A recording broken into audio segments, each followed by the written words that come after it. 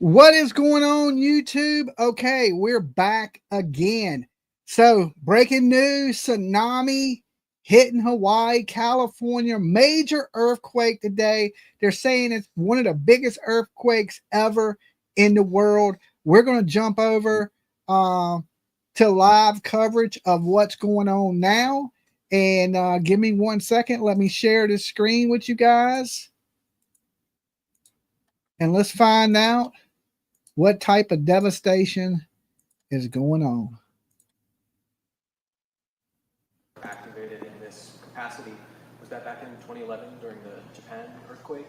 And how are the situations different? Because it's about the same direction of where it's coming from. Yeah, 2011 was certainly the last significant tsunami we experienced here in Hawaii. But we actually handle many tsunami events in the Pacific every year because earthquakes in the lower magnitude 7 range are pretty frequent, maybe about 10 a year in the Pacific, and almost all of them generate some kind of smallish tsunami, but we don't normally hear about it. But sure, yeah, the Japan tsunami was the last significant tsunami, and in some ways it's similar, but every tsunami is unique in certain ways. The way the source behaves affects the tsunami, and crossing the bathymetry in the Pacific, the waves get focused and defocused in different ways. And so that's why we need numerical models to help us predict what might happen on our coast. I know you were expecting 3 to 10. Now here we are, and we're more in the reaction phase, but can you revisit that prediction of up to 10 foot?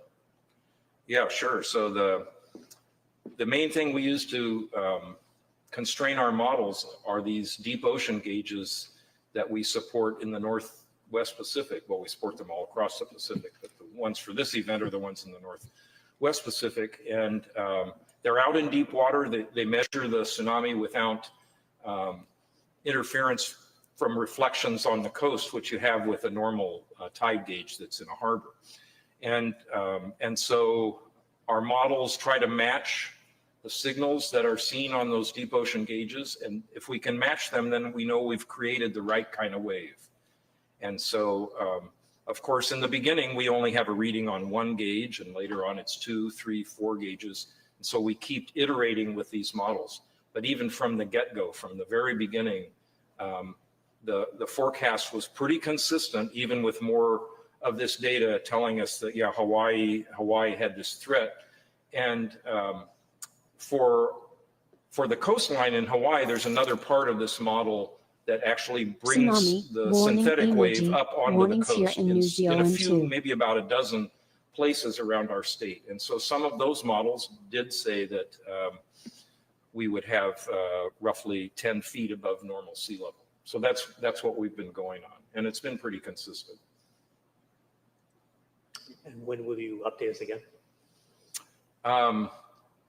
I guess I can take your advice on when you'd like an update. I think I should probably come down maybe in another half an hour or so, because we should have more readings from across the state, and then I can give you another update. What sort of conversations will you be having for the next few hours? Well, mostly we will just trying to see if the readings we're getting are consistent with our model, and thinking about the other places around the Pacific that we're advising at this time. What places are the dozens of places that could see up to 10 feet? Well, certainly Hawaii has certain areas that in the past typically get pretty big amplitudes, and that's Honolulu Bay, it's Haleiwa on Oahu, it's Kahului on Maui, and it's Hilo on the Big Island. And so those are for. If you're just tuning in, share this on your Facebook. Okay, guys, share this on your Facebook. Okay, stay safe, everyone.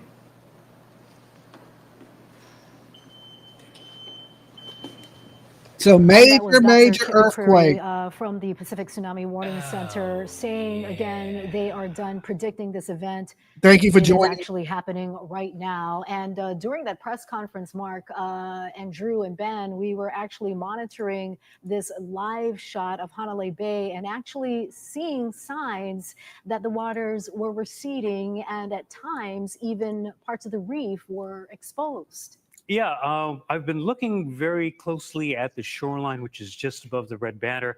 At one point, it was a little bit further out, and so that may have been a little bit of the water receding. Not a ton, but there is a sign that something was happening and that there were some people. Usually when the water gets shallow and the reefs show, it's because the water is sucking out into the ocean, right? That's the first sign a tsunami is going to hit, is when all the water sucks out, because then it floods its way back in. Is now coming back in, but we do have, just an indication that some kind of tsunami wave may have occurred or may have arrived in Hanalei. It's not just, it's not that big, it's just not huge. But then again, remember, even if you don't have the size and height on the surface, this energy goes all the way down to the bottom of the ocean, wherever it may be, and is still capable of causing currents. And we're seeing a bit of that right now because it's a little bit flatter close to the shore, and then you can see those tendrils of currents that are heading out those areas of flatter water that kind of snake out into the further distance there. So it might not be huge. It might not be, something that looks extremely destructive, but just from looking at the ocean and the way the ocean looks, there is something happening out there right now. But as Chip McCreary from the Pacific Tsunami Warning Center said, this could still be several hours. As we've been saying this evening, it's just the first wave. It's not going to be the whole, it's not going to be one and done. It's going to be an event where we're going to have waves coming in maybe every 20, 30 minutes, possibly for the next several hours. And it does appear that, from when we first started taking this cam at 7:10, about a half an hour ago, that you can see more movement in this camera. And when you're speaking of an event like this, when you're seeing any types of movement in the current, that can speak to the strength and power. Drew Davis, you're looking very closely at the cams as well. What are you noticing on your end? Like you mentioned, Mark, we are seeing some strong currents. It's a mixture of water going out. Ben mentioned that we were able to see some of the reef exposed, potentially even pretty far out, closer to that point that you see far off in the distance. And just taking a wide view, if you kind of look at you can see the currents in the water right now, actually. If you look at the water and look at the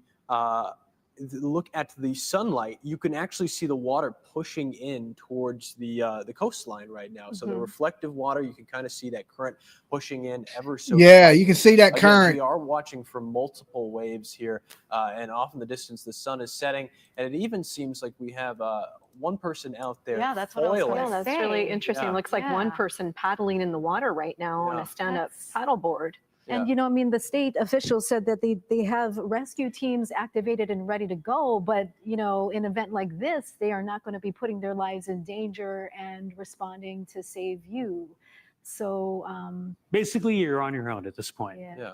So if you have not heeded the evacuations, if you are going into the water, despite the fact that you've been told not to do so, you're going to be putting first responders at risk if they choose to go out and get you. Many times, because of the possible severity of the tsunami waves that will be coming in, they might not. They might want to keep themselves safe. They're not going to put their lives in danger just because you did. So we are seeing someone in this cam who's out paddleboarding, but really ought not to be doing that.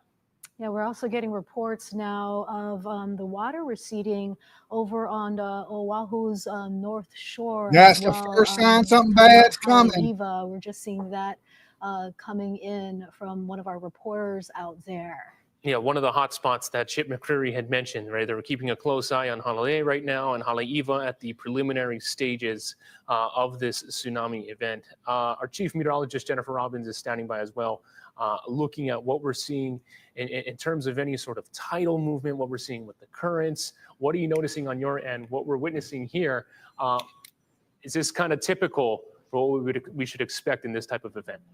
Very interesting to watch all of the elements come together right now, and it's unfolding before our eyes. And I really do think, like we were talking about in the press conference, that the initial wave is much smaller, and then we could see that build up within the next couple of hours. But you can actually see the direction of these currents. There is a little bit of stirring up that's going on where it is coming in different directions there. So this current is becoming more strong, and it is becoming a little bit more unpredictable. And that's why, like this gentleman or Wahine that's in the water Whoever's right in now, there. Yeah.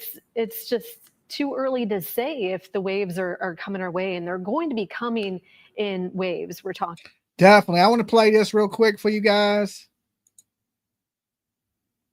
This is from an area in Russia, and this is our first look at this tsunami wave, where we can see, this is called the, I'm sorry if I mispronounce this, the Severo-Kurilisk area, and this is in Russia's Kuril Islands.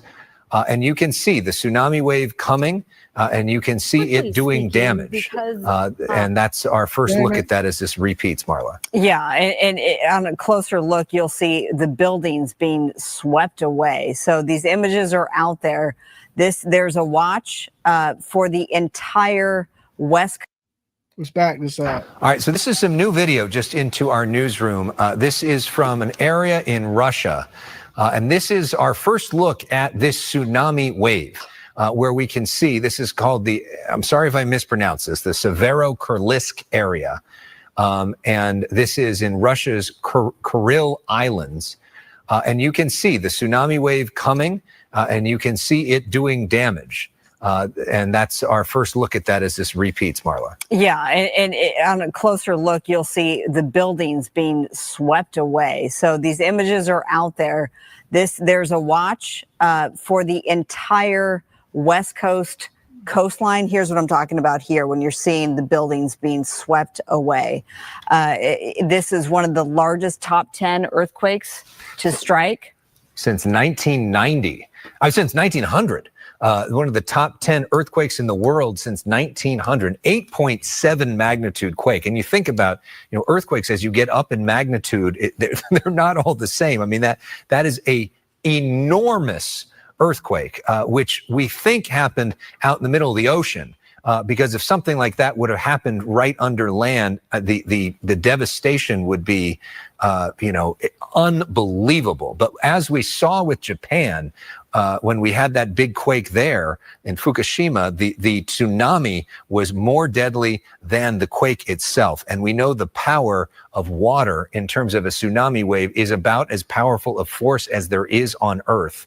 And it can move buildings, it can move cars, and it can kill a lot of people quickly. Hopefully we don't have that situation here, but it is concerning when we start hearing about these warnings and watches. This is a live look at a location in Japan. So you're seeing the activity in the ocean, of course.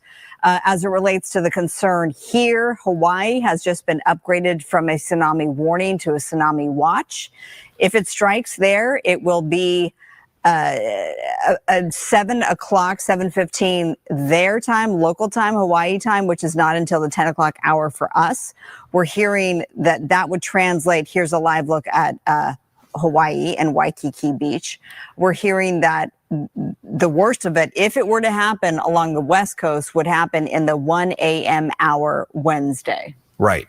So again, Hawaii now a warning up from a watch, which means that they're more concerned about it and that they're going to be having literal alarm bells, which they have set up for potential tsunamis that will be blaring in Hawaii over the next few hours to get people prepared for this. Let's hope it. Steph, I'm sorry to interrupt, but it seems like the water might be rushing back in ever so slightly.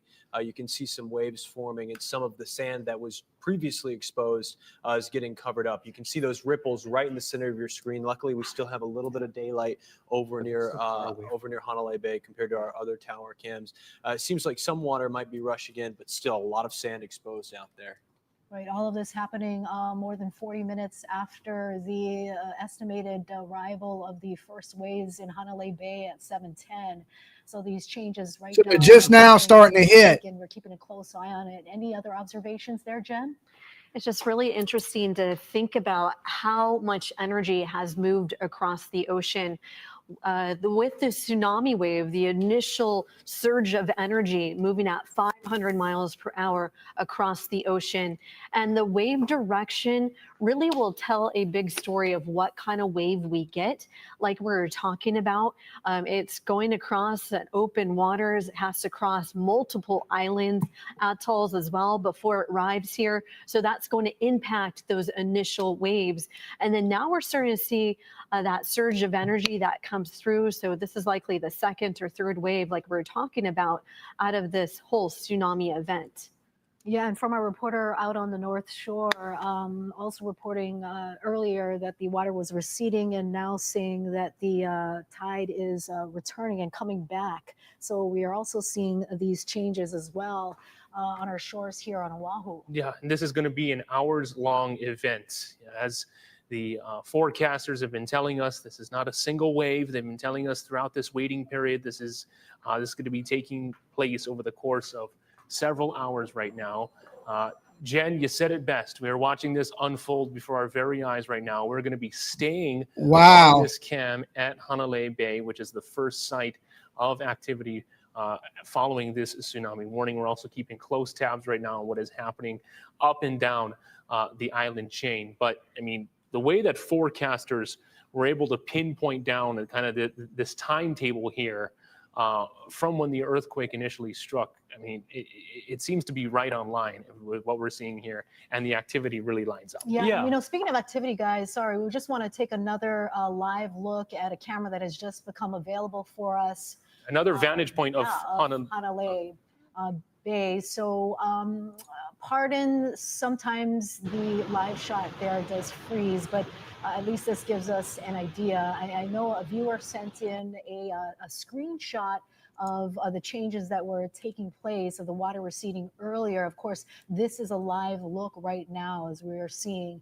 the water lapping over the shoreline there. Another vantage point of Hanalei Bay.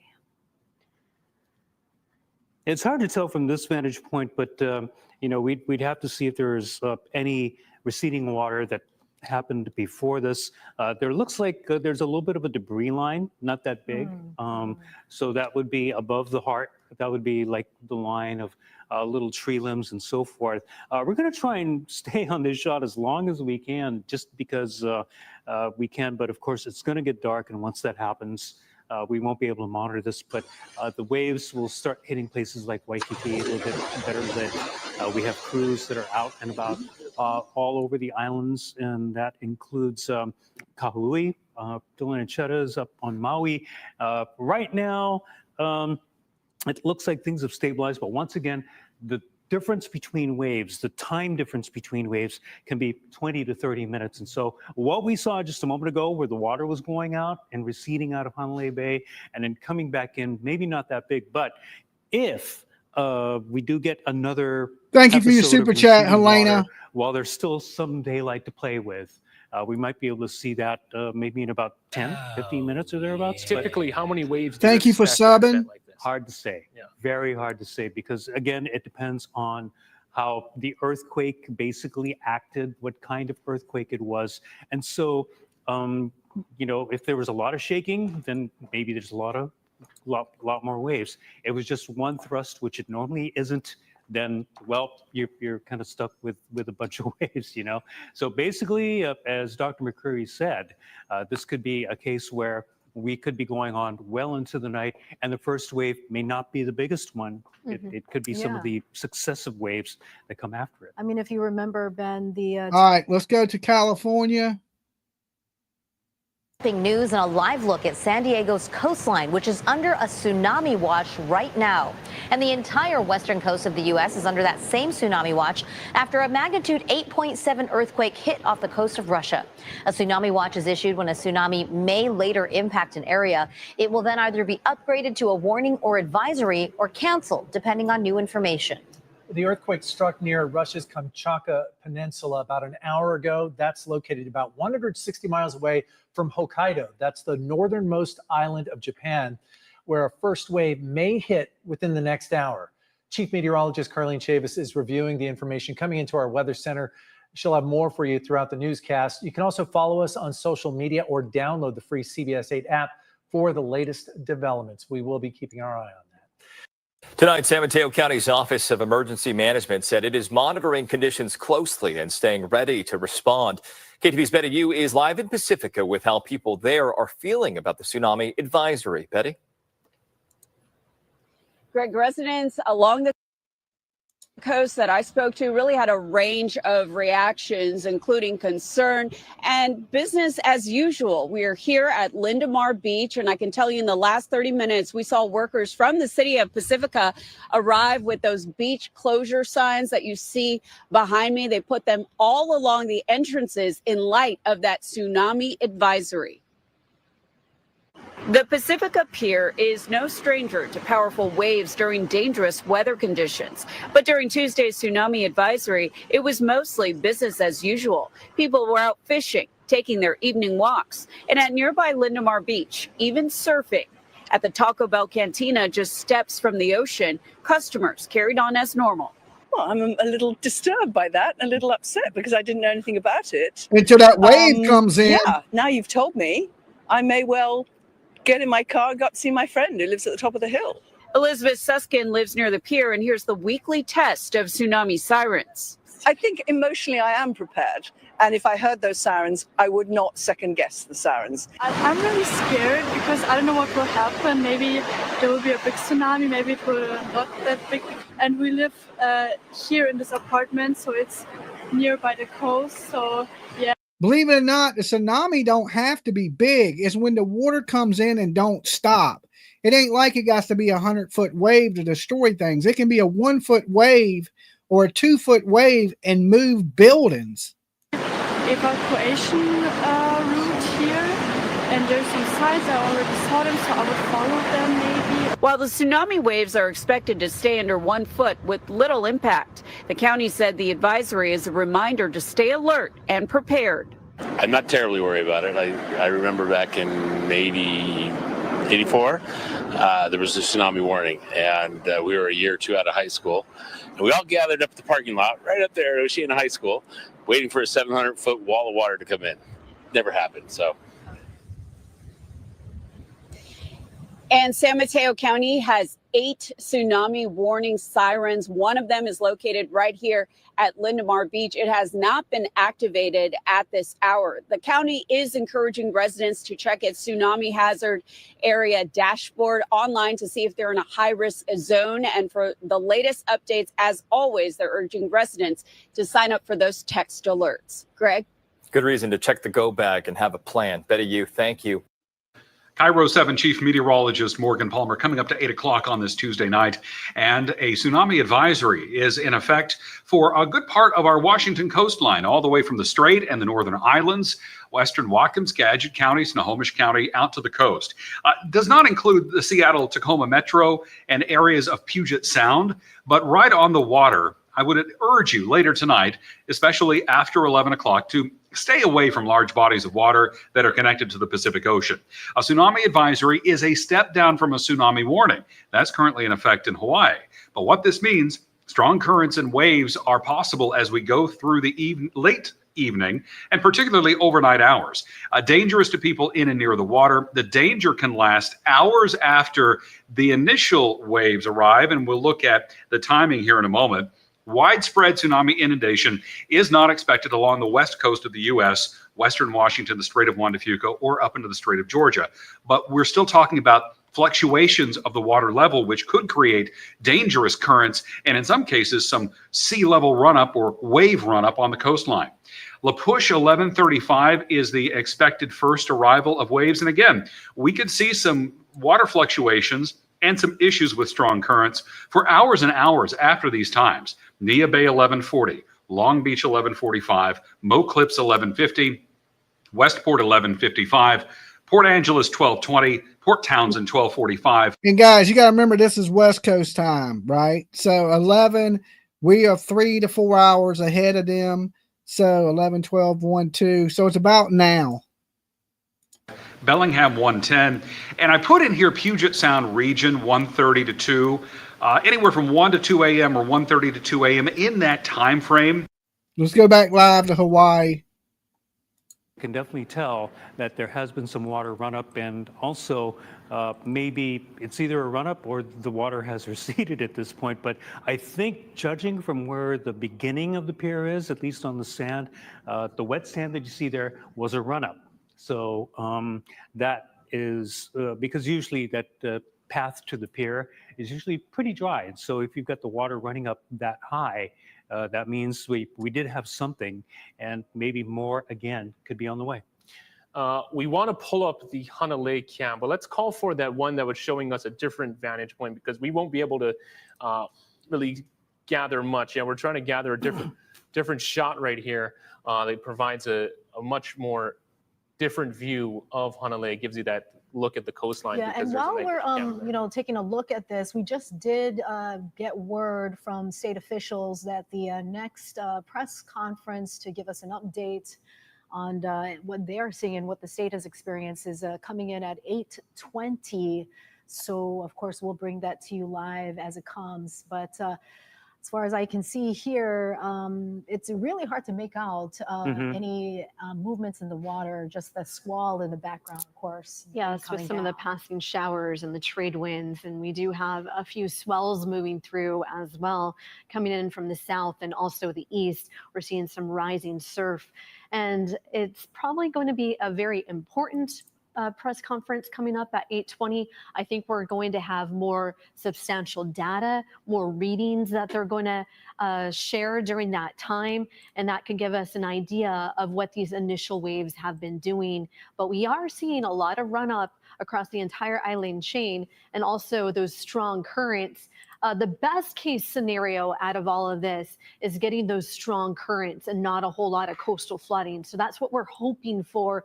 All of this initial painting of what's been happening with the tsunami, I hope that continues on for the next couple of hours. Yeah, you look at there was a heart that was in the middle of this live shot a little bit earlier, and the water's been reaching the heart, and maybe mud washed over it for all I can tell. It's not the best quality picture, and also this is probably that squall that we saw off in the distance in the earlier Hanalei Bay cam, but probably a combination of a little bit of rain, but also the fact that the water is a little bit higher now than we saw a little bit earlier when there was still adequate daylight. The debris line has moved up a little bit further, and so there's that squall line off in the distance. Again, just because of the lack of daylight, it's pretty much gone. We're seeing the last bits of dusk here, so it's going to be harder and harder to tell. So we're going to be looking at some of the other cameras that have better lighting around the state as this energy from the tsunami continues to move down the island chain. And so we're expecting, like, for example, Hawaii Island, maybe to get some action. We should be able to see it. See, people underestimate the power of these storms, right? Like right now, the storm don't seem that bad, right? But these waves, they come in, they may come in slow, right? And then it be that one wave that just don't stop. It just floods inland, and it comes with an amount of force, even if the wave don't look tall. Like a 1 or 2 foot wave can do mass destruction, and people don't take a lot of this seriously. I would take it seriously. This is one of the biggest earthquakes reported in history in the last, since the 1900s. So depending on how that water got shook up, it depends how it's going to hit and how devastating it's going to be. Just because right now Hawaii's not getting hit hard, don't mean there ain't a wave on its way that's not going to stop. It's going to go right over that island. And I'm not saying 700 foot high or real high. It don't have to be. It's just going to flood everything. And that water is going to push in. I would take it seriously if you're in areas that are underneath a tsunami warning. And because you never know, Mother Nature has been getting worse and worse every time. Look at these floods, these natural disasters we're having lately. Look at what happened just at the camp with the little girl. Dolly, check this page out too. I can't see what pages you're talking about. You have to send them to my Facebook. But it seems like the storms are getting worse. Weather on this planet is getting worse. And Mother Nature is no joke. I mean, we done seen how many lives it can take in a matter of minutes in these flash floods. I mean, just flash floods alone have killed hundreds of people this year. So I would take 2004 killed 225,000 people. It sure is, Dolly. The hurricanes are getting worse. The tornadoes are getting worse. The flash floods are getting worse. Tsunamis. And, listen, a lot of people talk about we'll see in fires, wildfires. A lot of people that are religious would say, hey, we're seeing the end times. The Bible speaks of stuff just like this, of floods and national disasters and fires and just chaos, right? And we are seeing things that do resemble that. Now, I'm not saying it's the end of days and Jesus is coming back. I mean, eventually he will. Nobody knows that time. But, like I said, the Bible does speak of situations like this where we will see massive tsunamis and floods. And you got to remember, there's been a lot of great floods too. Noah's Ark, right? So at one point, this planet was completely flooded with water, and only a certain amount of animals and people survived it, and the rest of the planet was wiped out. We have to take Mother Nature serious. That's for sure. And then coming back in, that would be possibly in a worst case scenario tsunami. But those areas where there's a gentle slope underneath the water coming in, basically that spells trouble. If it is a little bit more abrupt, shall we say? Even McDonald's is getting worse. Cliffs, like the Nepali coastline, some of those areas, the Kaivi coastline, even, for example, you may not get that much of a run up for some of that energy. But basically, what we're looking at is if it is a gentle slope like Makapu'u, or it's shallower, after it gets past, the deeper water, and you start hitting that area. Even Hanamo Bay could also see some higher water because of you get the reef. It's a little bit deeper there, and it hits the reef, and then it'll start pushing over. So it's been almost an hour since the first predicted waves arrived at Hanalei Bay as we take this live look, and we are expecting an update from state Bobby. officials at 8:20. And until then, I guess Ben, Drew, and Jen, what kinds of data are you going to be listening in for with this? Thank you for joining. Thank you, Steph. Again, what we're watching now, we're in like you mentioned, we're in the thick of it, and we are watching the buoys. We're seeing several of the buoys reporting that we're seeing amplitudes of 2 feet, a much larger changes in the sea level right out there. Again, we took a look at the Nawili buoy just a little while ago and the Hanalei buoy. So we are seeing changes out there. And again, this isn't just one wave. Potentially the initial estimation was around 7:17 p.m. So it's been a little under an hour since that's happening. We've been watching very closely. We've seen water recede, but we're watching the buoys now. The first wave may not be the biggest. It could be the second or third wave. We've seen water recede, and a lot of water receded in Hanalei pretty quickly, and the water came back in pretty quickly after that. Ben, do you have anything to add? Yeah, I mean, when the water came back in, it looked kind of gentle, but remember that's energy again, the whole ocean energy coming in. It's not just the surface. And so the concern that we have, once more, the currents, and Steph, as you were talking about earlier, we're talking about the currents that can cause damage. Over at La Mariana Harbor, that's when we saw boats getting pulled from their moorings, crashing into the piers, crashing into each other, those sorts of things. And so that is still a danger.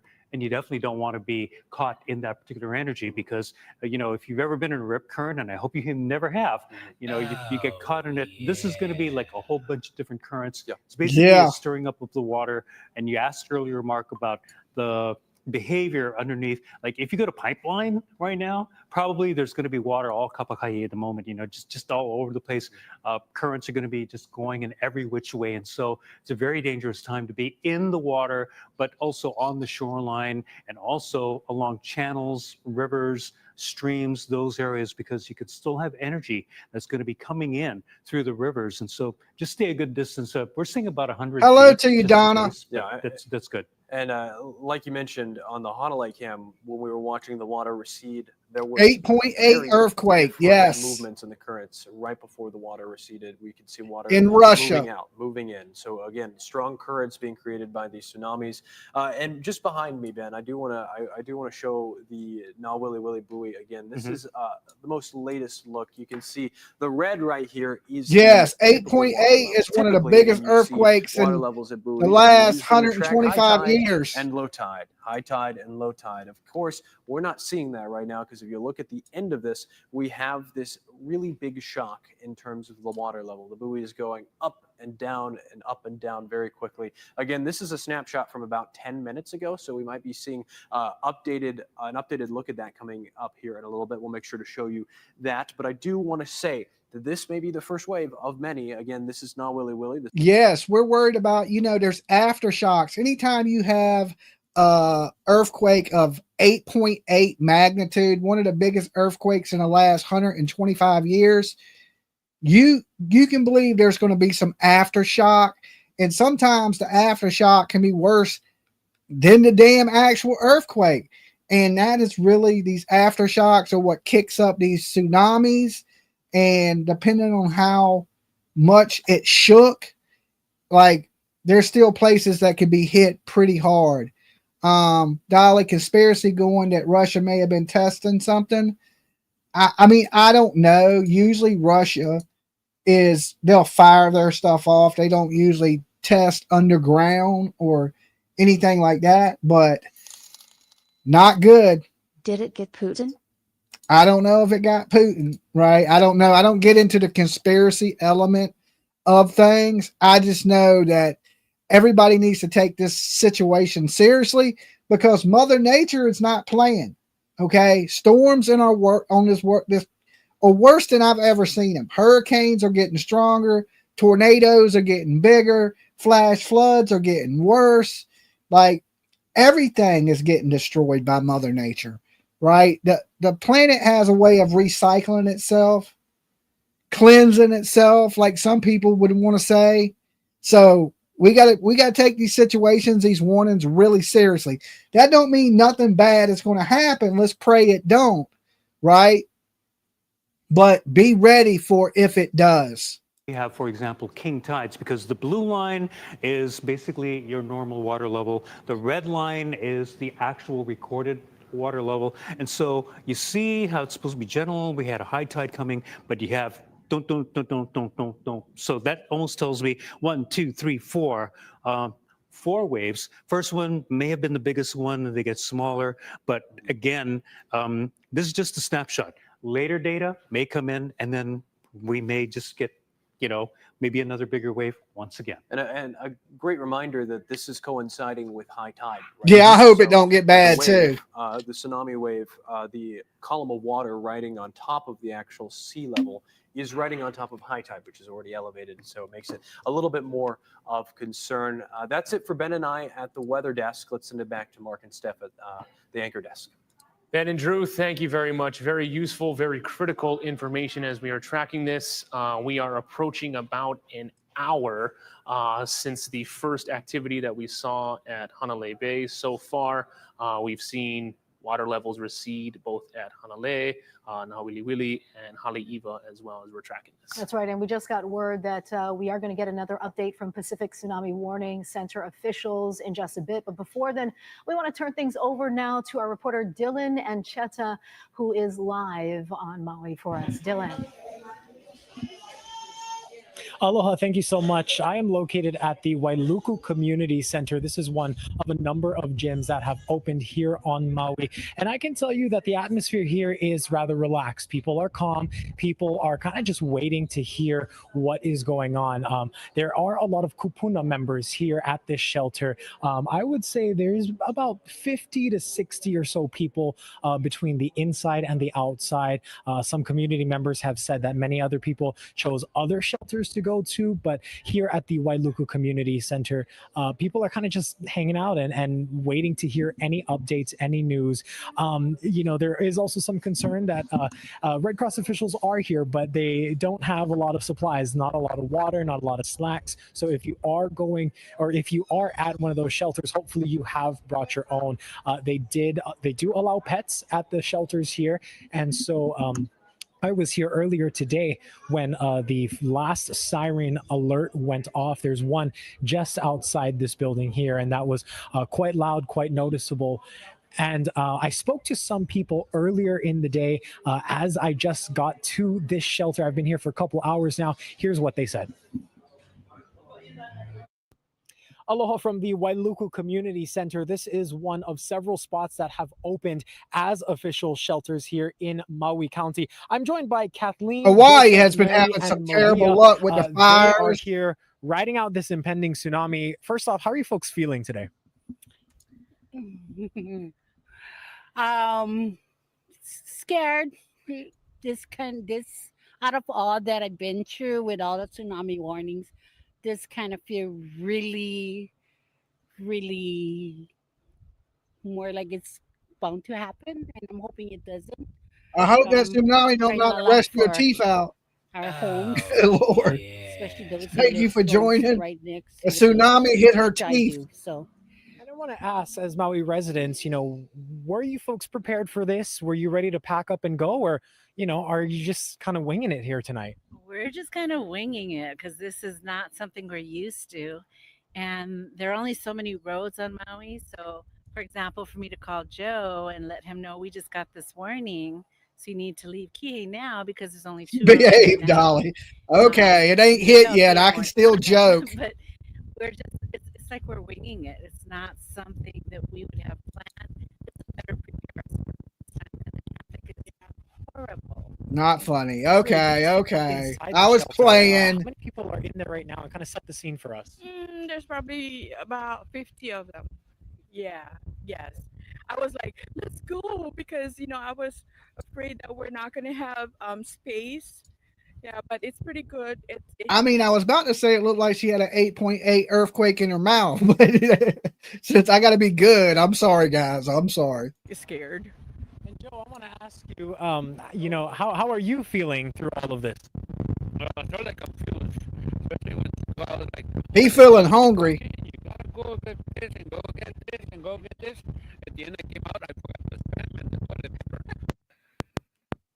What the hell is going on with their camera? Hey, you need toilet paper, hand towels, water. That's You it. still said it, Dolly. Oh, my bad. So right now, without the supplies of the shelter, what supplies do you folks personally have? We were so unprepared for this that when Joe picked me up at work and we went right up the road to Kalui Food Line, which is like a 5-minute drive, and picked up whatever we could grab, and everything was pretty much sold out, deli and all that. So we grabbed a little bit of sushi, sandwich, and that was all we could get. And it took us an hour and a half from there to get back to the center that I work at. 5-minute drive took us an hour and a half, and just to go and get my car and then head over here. So we didn't get much. That is a wild drive time. And lastly, Mary, I want to ask you, I mean, you mentioned you have the trailer. What was it like for you to evacuate? Prepared with everything in the trailer right now. That my personal belongings are my clothes, my ice box, my brand new freezer that I brought 3 weeks ago. It's gonna take a loss because it's in the garage back home. And that's about it. Other than that, beddings, everything, the whole trailer, and my brothers and my family, my sisters. He want to get his last are meal happy in that just I'm in case. doing this. And the biggest place to park it right now is at Popohaku. And Thank you for subbing. prepared with everything in the trailer. Absolutely. We are so She can eat grateful corn through a for all picket the early fence. warning You guys are sirens bad. that go off that let us know. So we are definitely prepared in that way, and that they're keeping us He ain't going out hungry. I informed agree. and aware of what's going on. Absolutely. And that is the latest from the people here on the Valley Isle. I thank you all so much for sharing your thoughts on this. The nerves are unsettled, so to speak, but the people of Maui often look out for each other and take care of each other.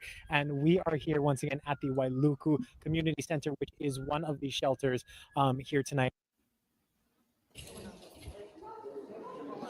And now I understand we have a press conference with Haima. Let's go ahead and send things back to the studio. Okay, let's do it. Press conference. Dylan and Cheto for reporting for us live on Maui, but unfortunately we are still trying to get that live shot up right now. We're having some technical difficulties. Yeah, we're trying to pull up a signal right now. This would be a live news conference, an update from Haima. Governor Josh Green and state emergency officials will be briefing us on the latest of the situation. We are still rolling on the news conference, so although we may not be taking it live right now, crazy right now in its entirety when we do get that up and running. In the meantime, let's give you a shot from our live cam overlooking Waikiki right now.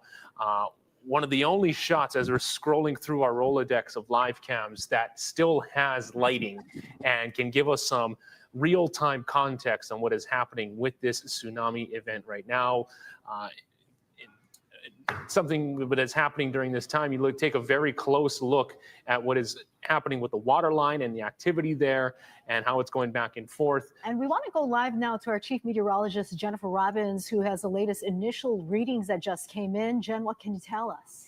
We are looking at the initial readings. So this is probably something that they're going to go over in the press conference. Haleiwa, 4 feet in amplitude per 12 minutes. Hanalei was 3 feet in amplitude per 20 minutes. Midway, as we got that initial reading, 3 feet with lots of force behind it. I just want to take a closer look at what this means and what this data actually means. So when we're talking about amplitude, it's measured relative to normal sea level. So it is not crest to trough wave. And that's what we're seeing with these initial readings here. And the period of time is in minutes for one wave to the next. So that's what we're seeing. So we're certainly seeing lots of energy move around the islands, and that's why we are under a tsunami warning. Now, for rock and sand, that gave us pause. That doesn't happen for no reason. When the water pulls back like that, that means there's activity in the ocean. So again, we keep our fingers crossed that we don't suffer a big tsunami. Again, people have been very thoughtful and very safe, and that's something we appreciate. Aloha. Aloha. Like the governor said, there is energy in the ocean. There were small measurements of smaller waves, and they want to see, the scientists are telling us, we want to see a few of them to know that we're in the clear. So the window is still 2 to 3 hours that we're watching this energy in the Pacific Ocean. So the counties have opened shelters and places of refuge. Like we're dancing. If the citizens need it, they can use that. We're postured to support those shelters with wraparound services if needed. There's also Red Cross that's standing by. There's and it's really this sense of aloha in the state. Family Promise of Hawaii, they're reaching and leaning forward to say that they can help folks.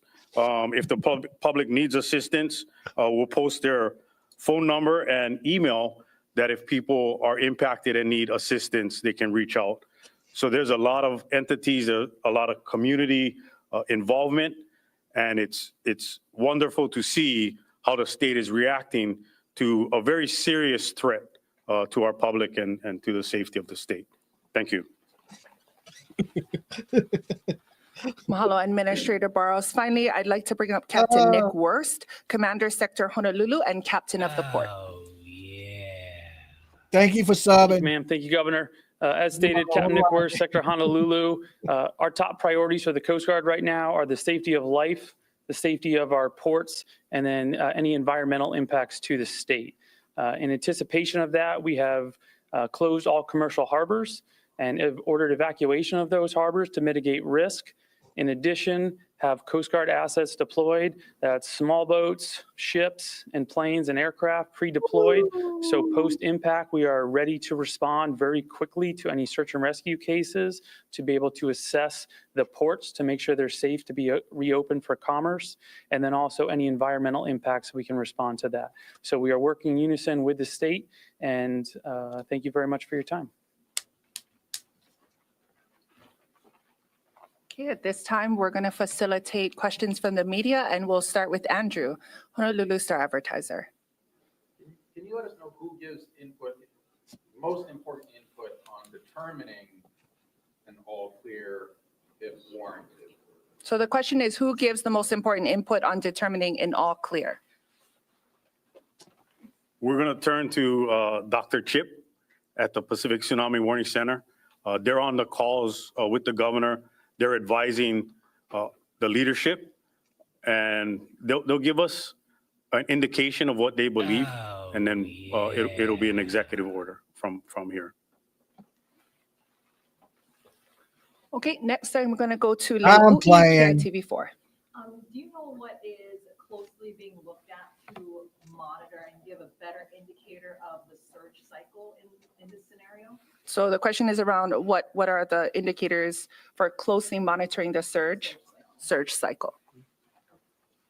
Well, there's multiple readings of the waves all across the Pacific and then all across the islands.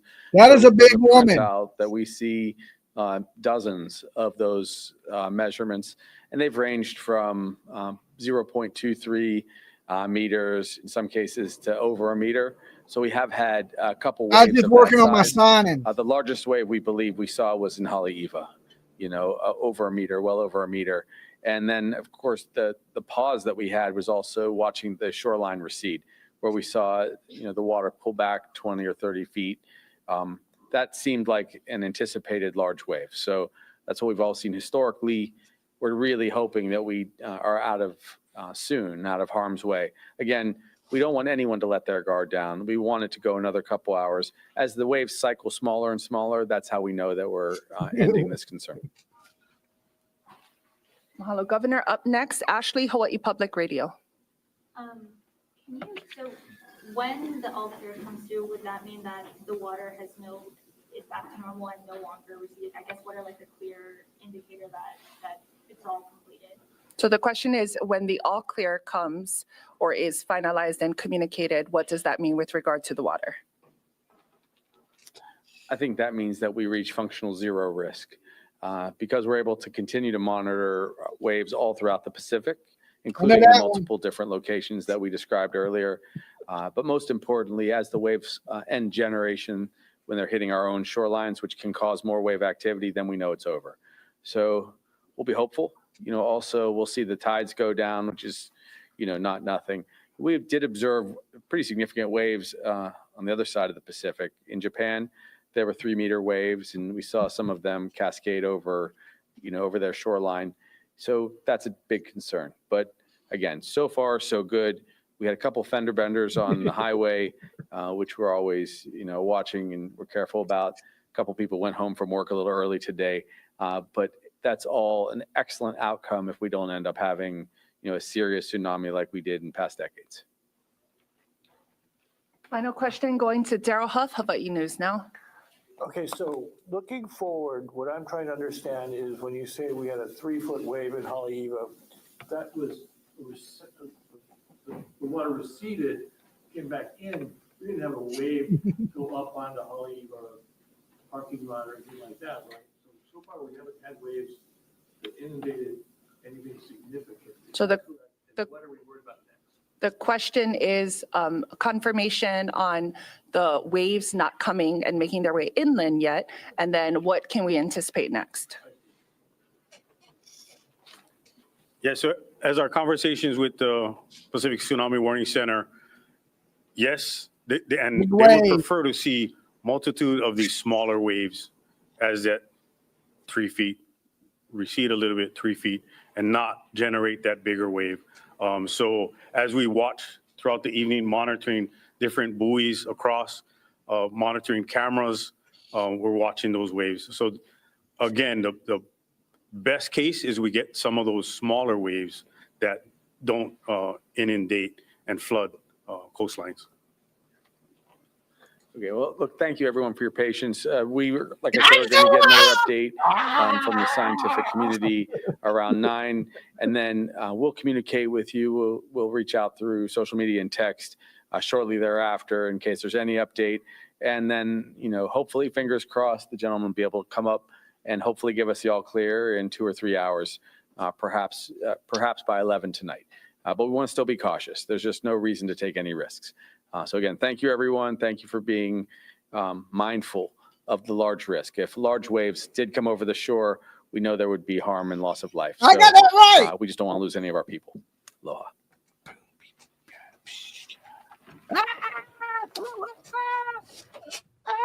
All right, you've been listening to a news conference with Governor Josh Green and emergency officials.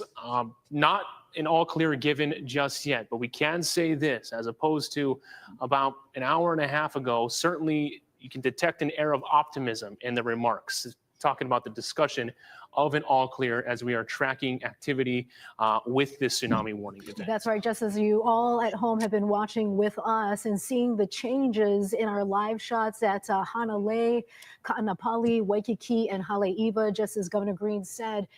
Everybody witnessed those changes. There was activity in the water, and on the positive side, they noticed that it was on the smaller side. However, as you mentioned, Mark, and as just it does not mean that we are in the clear just yet. Of course, we're waiting for another series of waves and data to come in. Yeah, we're still in the window right now. Forecasters are continuing to keep a close eye on the movement. Something that was said repeatedly in this news conference just now is that, you know, right now, what is happening in the ocean, there's a ton of energy out there. And thankfully, this hasn't resulted in coastal flooding. We've seen the numbers with the recession of the shoreline and things of that nature, but no major coastal flooding right now. Chief Meteorologist Jennifer Robbins has a closer look at the numbers that scientists are picking up. Jen. After that press conference, so far so good, as we are going to be in good shape if we continue this trend. So Haleiwa, the biggest in amplitude, we're talking about 4 feet per 12 minutes. So that's with the wave energy that we're seeing. Hanalei, 3 feet in amplitude per 20 minutes.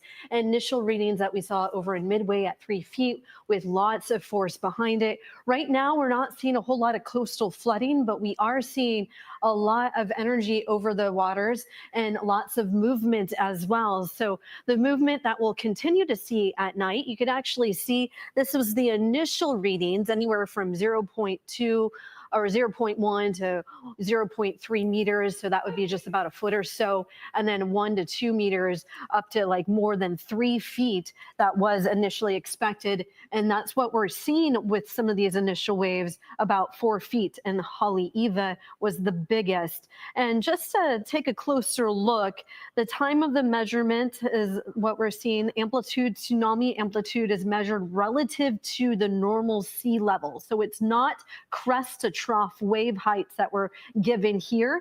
And per period, we're talking about the time in minutes from one wave to the next. So example, like we're talking about with Haleiwa coming in at 12 minutes, that is from one wave to the next there. And then Hanalei, 3 feet in amplitude per 20 minutes. That's one wave to the next as well. So we are expecting a tsunami is a series of long ocean waves. As you know, each individual wave crest can last 5 to 15 minutes or more, and then essentially could lead to flooding. But we have been in pretty good shape so far, but it is quite unpredictable with the strong current. So we're not out of the woods yet. We're not in the clear yet. And it looks like as we pass the amplitude here, reaching its peak, we'll be on a downward trend when it comes to those wave heights, which is great news for us, but unpredictable still with those strong currents, rip currents that we've been seeing. On top of all of this energy, we do have a south swell, also east facing shores, seeing some swell energy there, wrap around energy for all of the islands. And then on top of all of that, it's coinciding with that high tide. So in the past, the most effective areas, Hilo got hit really hard in 1946, 1960, and 2011, known as the hot spot of tsunamis due to the bay's shape. And also what plays a big role in all of this is the wave direction that we're seeing as it comes through the source there of the epicenter. Kona suffered damage in 1975 and also in 2011. And then we did see plenty of energy in past years with run up depending on the wave direction all the way on those north shores of all of the islands over the western end of the state. So very fascinating when you take a look at tsunami history and also the science behind it. And Hawaii has endured over 160 tsunamis since 1812. And that can cause, That's of a course, lot. as we've seen today as it unfolds before our very own eyes, huge surges of energy to travel across the ocean. And the origin in the past has been Alaska, Chile, Japan, and Russia. And the history has showed us the magnitude and depth between these do play a big role. But even with a strong magnitude earthquake like 8.8 in 2010, it was only about 3 feet when it comes to the wave heights during that time. So it highly depends on the direction as it travels over the ocean, a lot of elements as it comes our way. But here's a friendly reminder, the power of water. Usually we talk about this when we get a lot of flooding from rain, but 1 foot can pick up cars, 2 feet can move SUVs and heavy trucks. And the power of water is substantial when it comes to this tsunami energy. See, that's what I was saying, that the waves don't have to be that big. It comes with so much power that it can destroy things even with a 2-foot wave. Information just released from Pacific Tsunami Warning Center officials there. But as we take a live look now at this Waikiki camera live view, you can see, just as Governor Green mentioned, another positive thing that came out of this event is that everybody heeded the warnings. Yes. Coastlines. Right now it hit, but it didn't hit hard. But you just never know what these tsunamis, these waves can pop up. And you know, we have aftershocks that take place anytime there's a big earthquake like that. So we got to take Mother Nature seriously. So far, so good, but that don't mean things won't change. Continue to kokua. Let's continue to stay in this How together. many warnings and do have we this have left? positive outcome, because this is not over yet. No. We still have a lot for California, hitting Hawaii now. Japan looks like they got hit a little bit. Russia definitely got it pretty good because that's where the earthquake was. And like I said, this is one of the biggest earthquakes in 120 years. Mother Nature's not playing around. Like, you know, we got to treat the planet good. You know, this is our home. We have to live here. And I don't know if y'all noticed, but the storms and everything is getting worse. Like, what about the elk leaving Yellowstone? Right? Is there a big volcanic eruption coming or something going to happen? Usually animals know before we know. They have a sense. They've been here since, you know, forever. And when we start seeing the animals run away, I think we should run with them.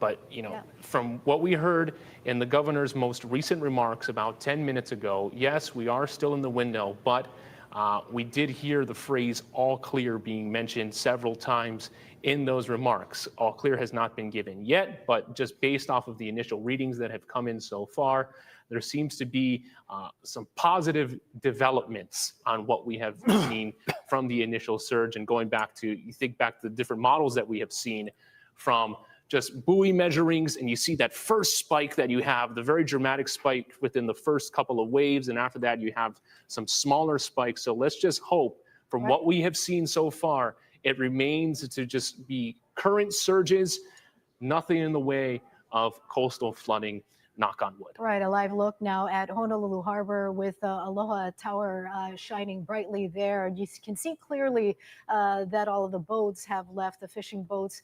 Coast Guard cutter has left as well, as soon as that tsunami warning siren went off. And we won't be hearing any more sirens after the 7:10 initial arrival of those waves, but we are still heavily monitoring any changes that we will be seeing on our coastlines. We also want to give an update that Kole Kole Pass is officially closed. Of course, military officials jumped in and worked with the State Department of Transportation to open up that valuable key passageway to allow West Oahu residents who are near the coastlines to evacuate readily. So they closed Kole Kole Pass at approximately 8:15 tonight due to low visibility, they say, but they did report that an estimated 410 residents were able to utilize that key passageway thanks to the military for making that available to them. Yeah, it's precisely what its intent. And again, that's what it's there for, right? To, come to the aid of leeward Oahu residents during these types of situations. And so far, as we give you a look from our Hilo cam, as we have seen how these images have developed over the course of the last couple of hours or so and how daylight has dissipated, no major activity in terms of coastal flooding. We saw the water receding when we were looking at that Hanalei Bay cam. Hanalei Bay, the water receding from the shots we were getting at Haleiwa Harbor. We are getting some reports of water kind of, moving in at Mauna Lua Bay out in East Honolulu. Will be. Thank you for subbing. We are told the parking lot is filled with water out at Coconut Island. Parking lot filled with water at Coconut Island. If you're watching out there and you're not subbed up yet, help us hit 72,000. I can't do it without you guys, so please sub up, ring the bell for notifications. The little hand will pop up and wave when you sub up. So join the channel, become part of the family, all that good stuff. There you can see the parking Actually, lot. bottom left. Bottom left, yes, Yeah. yes, that left. Yeah, the other left. Is completely the other flooded. left. Ben and Drew, you could speak about this, and of course, Jen also mentioned high tides playing a role. Yeah, high tides do play a role, but remember earlier, this is several hours ago, and I mentioned about how this is a place where the currents go in and out by that bridge. Now, usually that parking lot, you can see 4 stalls just to the right under the street light over there, just above the palm tree to the bottom Thank you, left. Positive Vibe. So that is usually dry land. That is very dry. You can park your car there. I've done live shots from that particular area during tropical cyclones and so forth. Thank you guys that have liked the channel, subbed up. We got over 1,000 people in the room, so you definitely give the video a like, guys. It's absolutely free. It don't cost you anything. We try to bring you the best news coverage and in true crime that we can. So if you get a second, just give the video a thumbs up. That's all I ever ask. A little bit earlier, before we pointed out the fact that the parking lot is flooded, I was trying to look at the currents beneath the bridge. That's right. And, it looks a little weird right now. It may be coming in again for, we'll take a look at some of the spikes. But okay, there's so some current that's going on over there that I can kind of detect. But basically, the sign that something is going on, the parking lot in the foreground in front of the Coconut Island Bridge, it's flooded. It's basically we've had something, a significant wave height come in as well.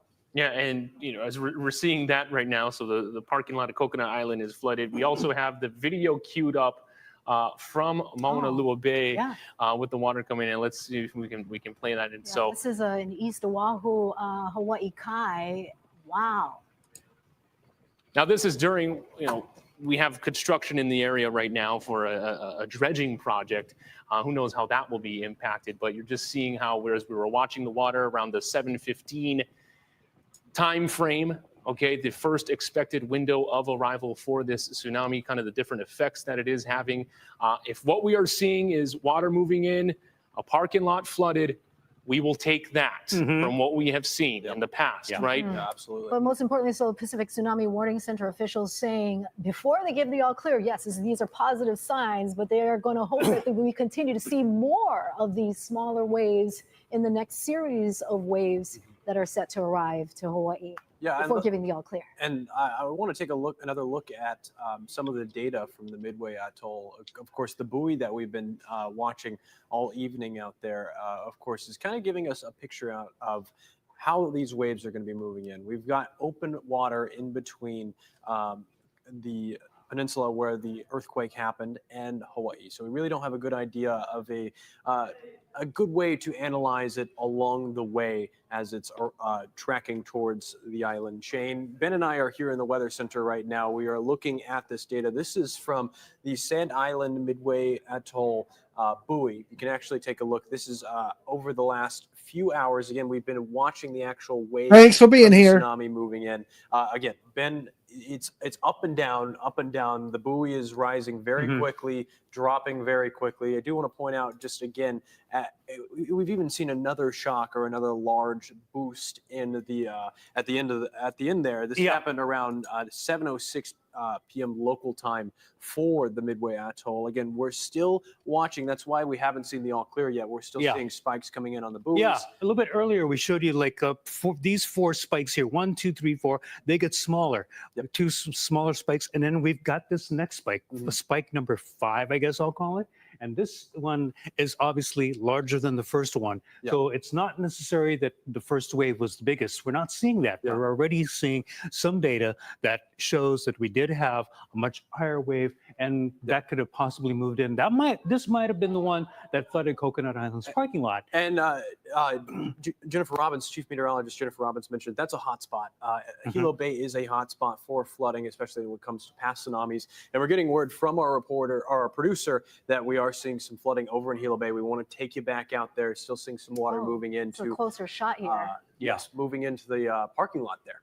Yeah, looks like there we go. That's how it starts. Like, I'm just gonna move away from the desk for a moment, but it looks like there's water. We can't really tell where the edge is, but because of darkness, but it looks like more water has been starting to move into the parking lot there. You can see on the right side of your screen where that little light reflection is, that might be a little bit of water movement there that's been happening, but that parking lot is definitely flooded. Just looking to see if it's getting a little bit higher or if some of the water is actually leaving the parking lot or trying to drain from the parking lot at this point. But you can see most of the parking lot at Coconut Island and Hilo Bay basically got inundated by ocean. Yep. So that's a sign that we have had some tsunami waves that have been moving through. They're not big, but once again, that's a good thing. Yeah. Sign for the viewers. This is one of those times where not having the worst case scenario is definitely something to celebrate. But again, we're not completely done with this event yet, because as we've been emphasizing over and over, this is not one wave. This is a series of, an update. And we've also got an update now from Chip McCreary, the head of the Pacific Tsunami Warning Center. Let's go there now. The Big Island now, and we actually got our largest reading so far. All right, they're having issues.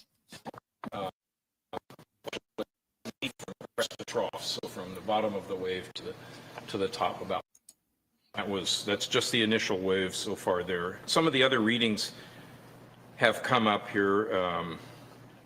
Maybe I've reported these before, but about 8 feet crest to trough at Kahului. Again, about 8 feet crest to trough in Haleiwa.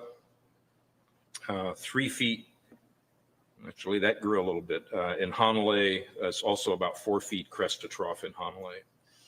So again, the oscillations are continuing, and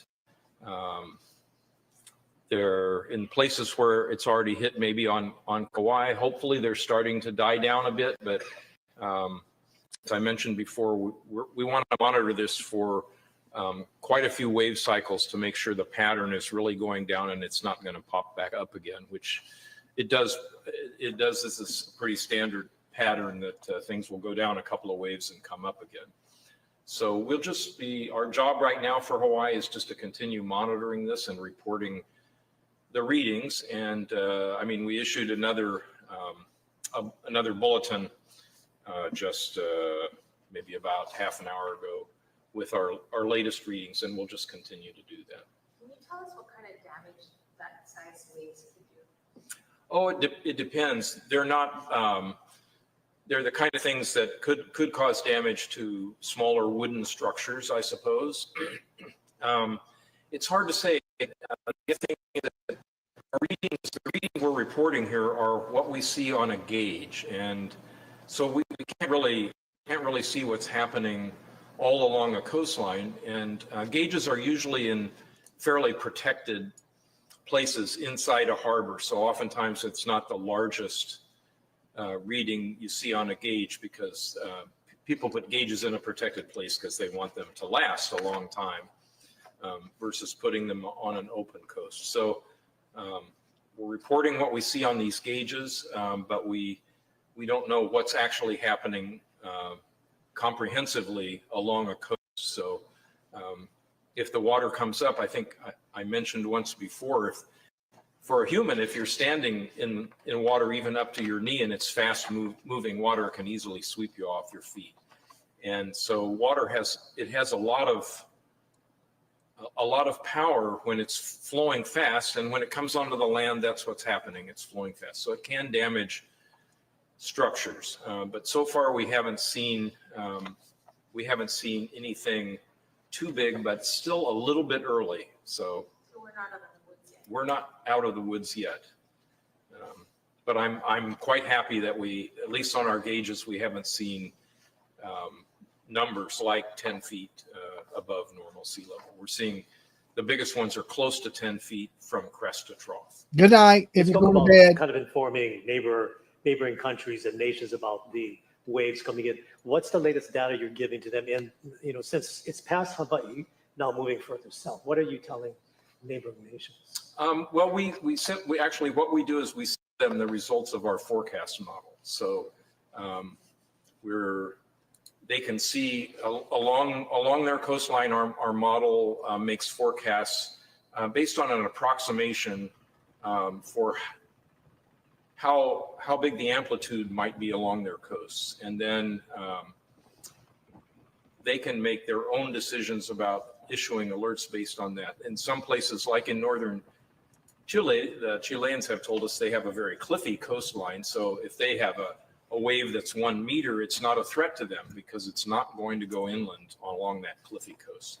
So it's all kind of depends upon the individual country, what they decide to do with these amplitudes we send them. But we'll update our forecast. We updated this one several times, and then we issue it to those countries. You know, I'm going to be here for you guys when anything major happens. We try to bring you the best news and true crime we can. That's a very poor thing to do until we know it's safe. And so I would always advise to follow instructions from the emergency management community. You're kind of taking an unnecessary chance, and I hope they're all right. But by the same token, I think it's not the right thing to do. Could you kind of explain why it's not just one big sweeping wave, but it's these rounds that keep on coming minutes apart? Well, even if you have seen films of the 2011 tsunami in Japan, you can see that sometimes when the wave comes in, it's very subtle. It just looks like a little bit of a surge of the sea. It just starts coming in a little bit and rising slowly, but it doesn't stop. It keeps rising and rising and rising, and the current gets faster and faster. And there's videos of a town that's wiped out in 15 minutes from something that didn't come in like a wall of water. It just came in like a slowly rising tide. Well, not as slow as the tides. It's a rising tide that will come to its peak in 10 minutes or 15 minutes. Yeah, it don't take much to wipe out a And town. why it does that, it really depends upon the shape of the coastline and the offshore bathymetry. So if it's a gently sloping offshore bathymetry, then the sea is just going to rise slowly. But if it's something that gets focused, or sometimes if there's a sharper slope, then the wave can rise up and form this rolling white Hit the water like button if you're watching, guys. We only got So would it be an anomaly 569 that something likes. big could happen at this point that could change the course of what you're watching? I'm hopeful not. Let's get it up to 700. I think, we still haven't seen what's going to happen on the Big Island because we haven't seen enough cycles, but we've seen quite a few cycles on Kauai, and there haven't been any surprises. It did grow after the first waves, but it hasn't grown. It hasn't grown very quickly after that. So I'm hopeful. In most places, maybe we've seen the worst of it. Does the water line return to normal in between each wave, or does it come all the way in and go all the way back out? Thank you, one father. When it floods the coast, the water goes down, the coast will drain, but you can have spots on the land where the water's back, and it's not going to flow back out to sea. So in big tsunamis where you've had a lot of destruction of structures, then the flowing back out is as dangerous as the flowing back in, because you're carrying all this debris, and the debris is our battering rams, and of course it's terrible for people in the water too. So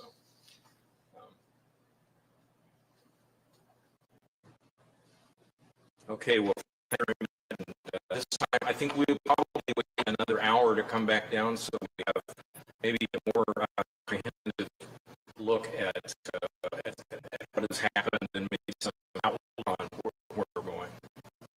So thank you.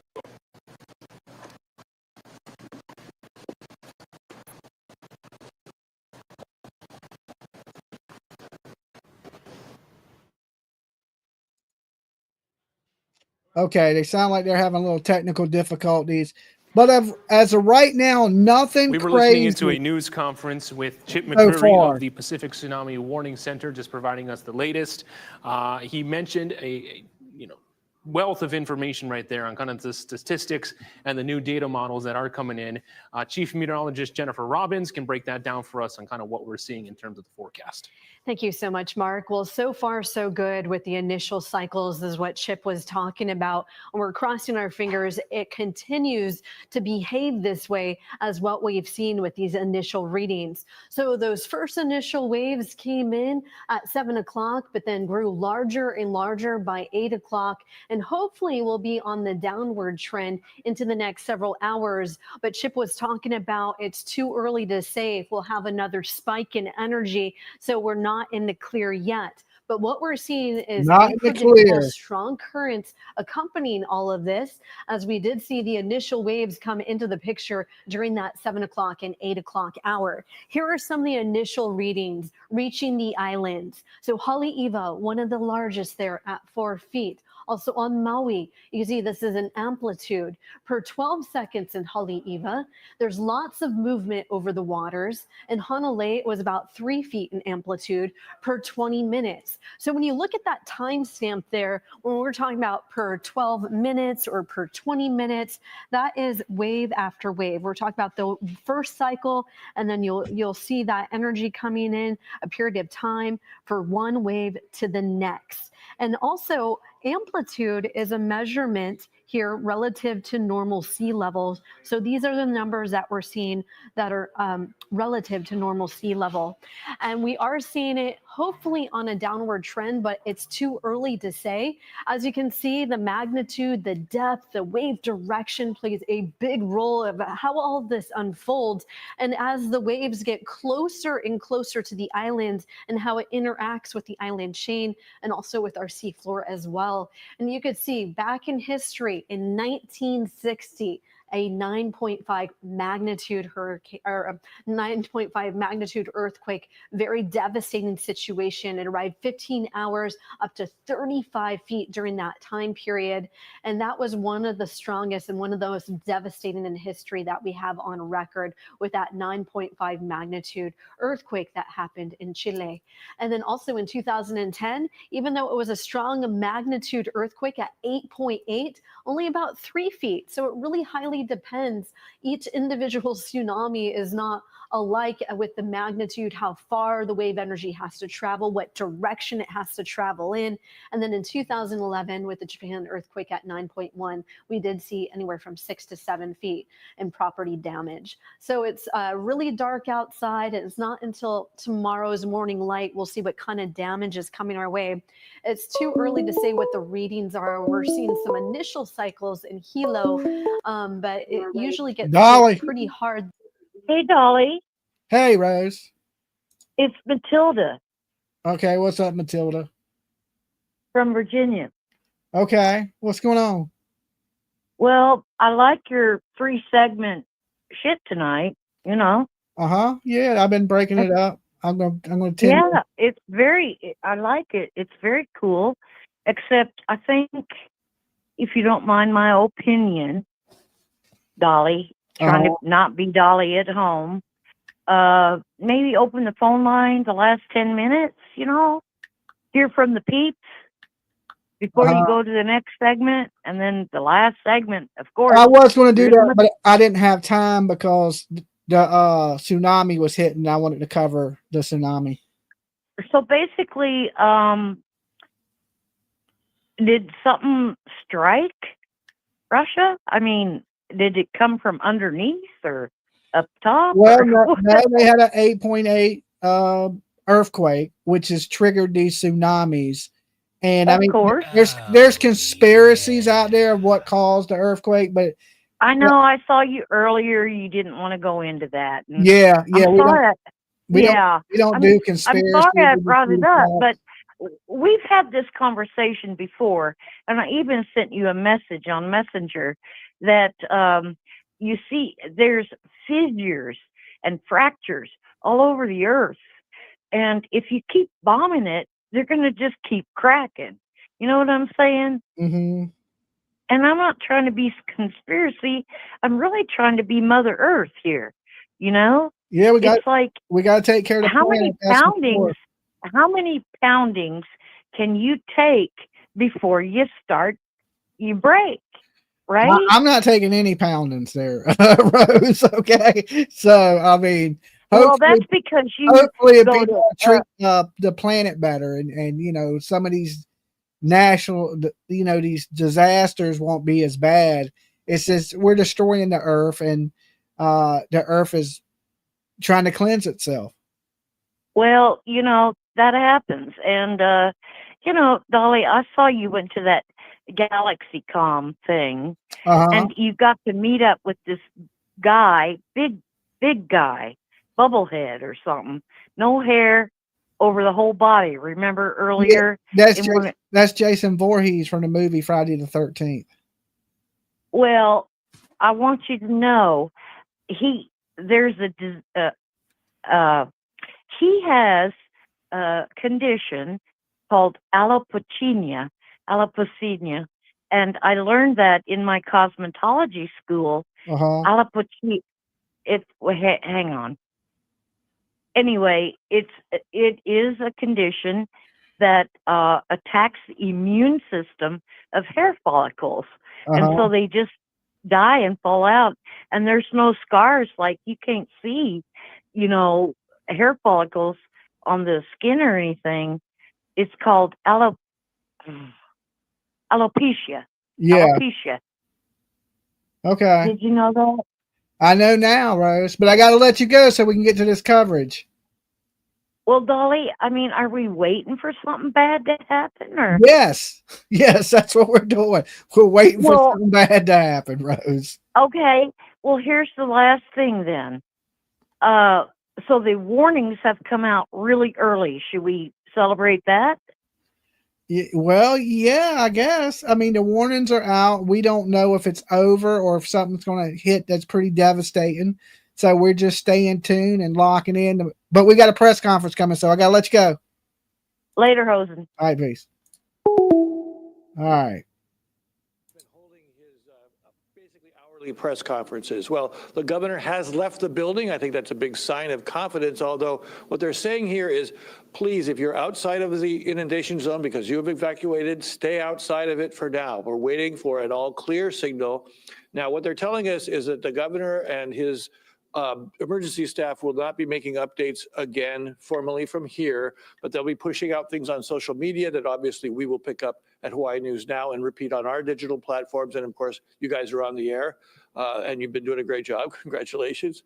But for now, there's a lot of confidence here that they won't have to have another update about danger to the community. But there is energy in the water and it's very tricky out there. So what they're going to do is send out updates on social media, probably about now and then another hour. When there is an all clear, the adjutant general will will come out and announce it. And that, Oh Lord, who's calling now?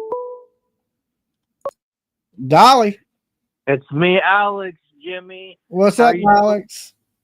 I'm doing good, and I just wanted to let you know, make sure you stay safe over there with the weather. Uh-huh. And also, I changed my YouTube name to Legend of the Online Gamer. So all I did was add the word "the" into it. Okay. All right, Alex, I'll definitely check out your channel, Legends of the Yeah. Online Gamer.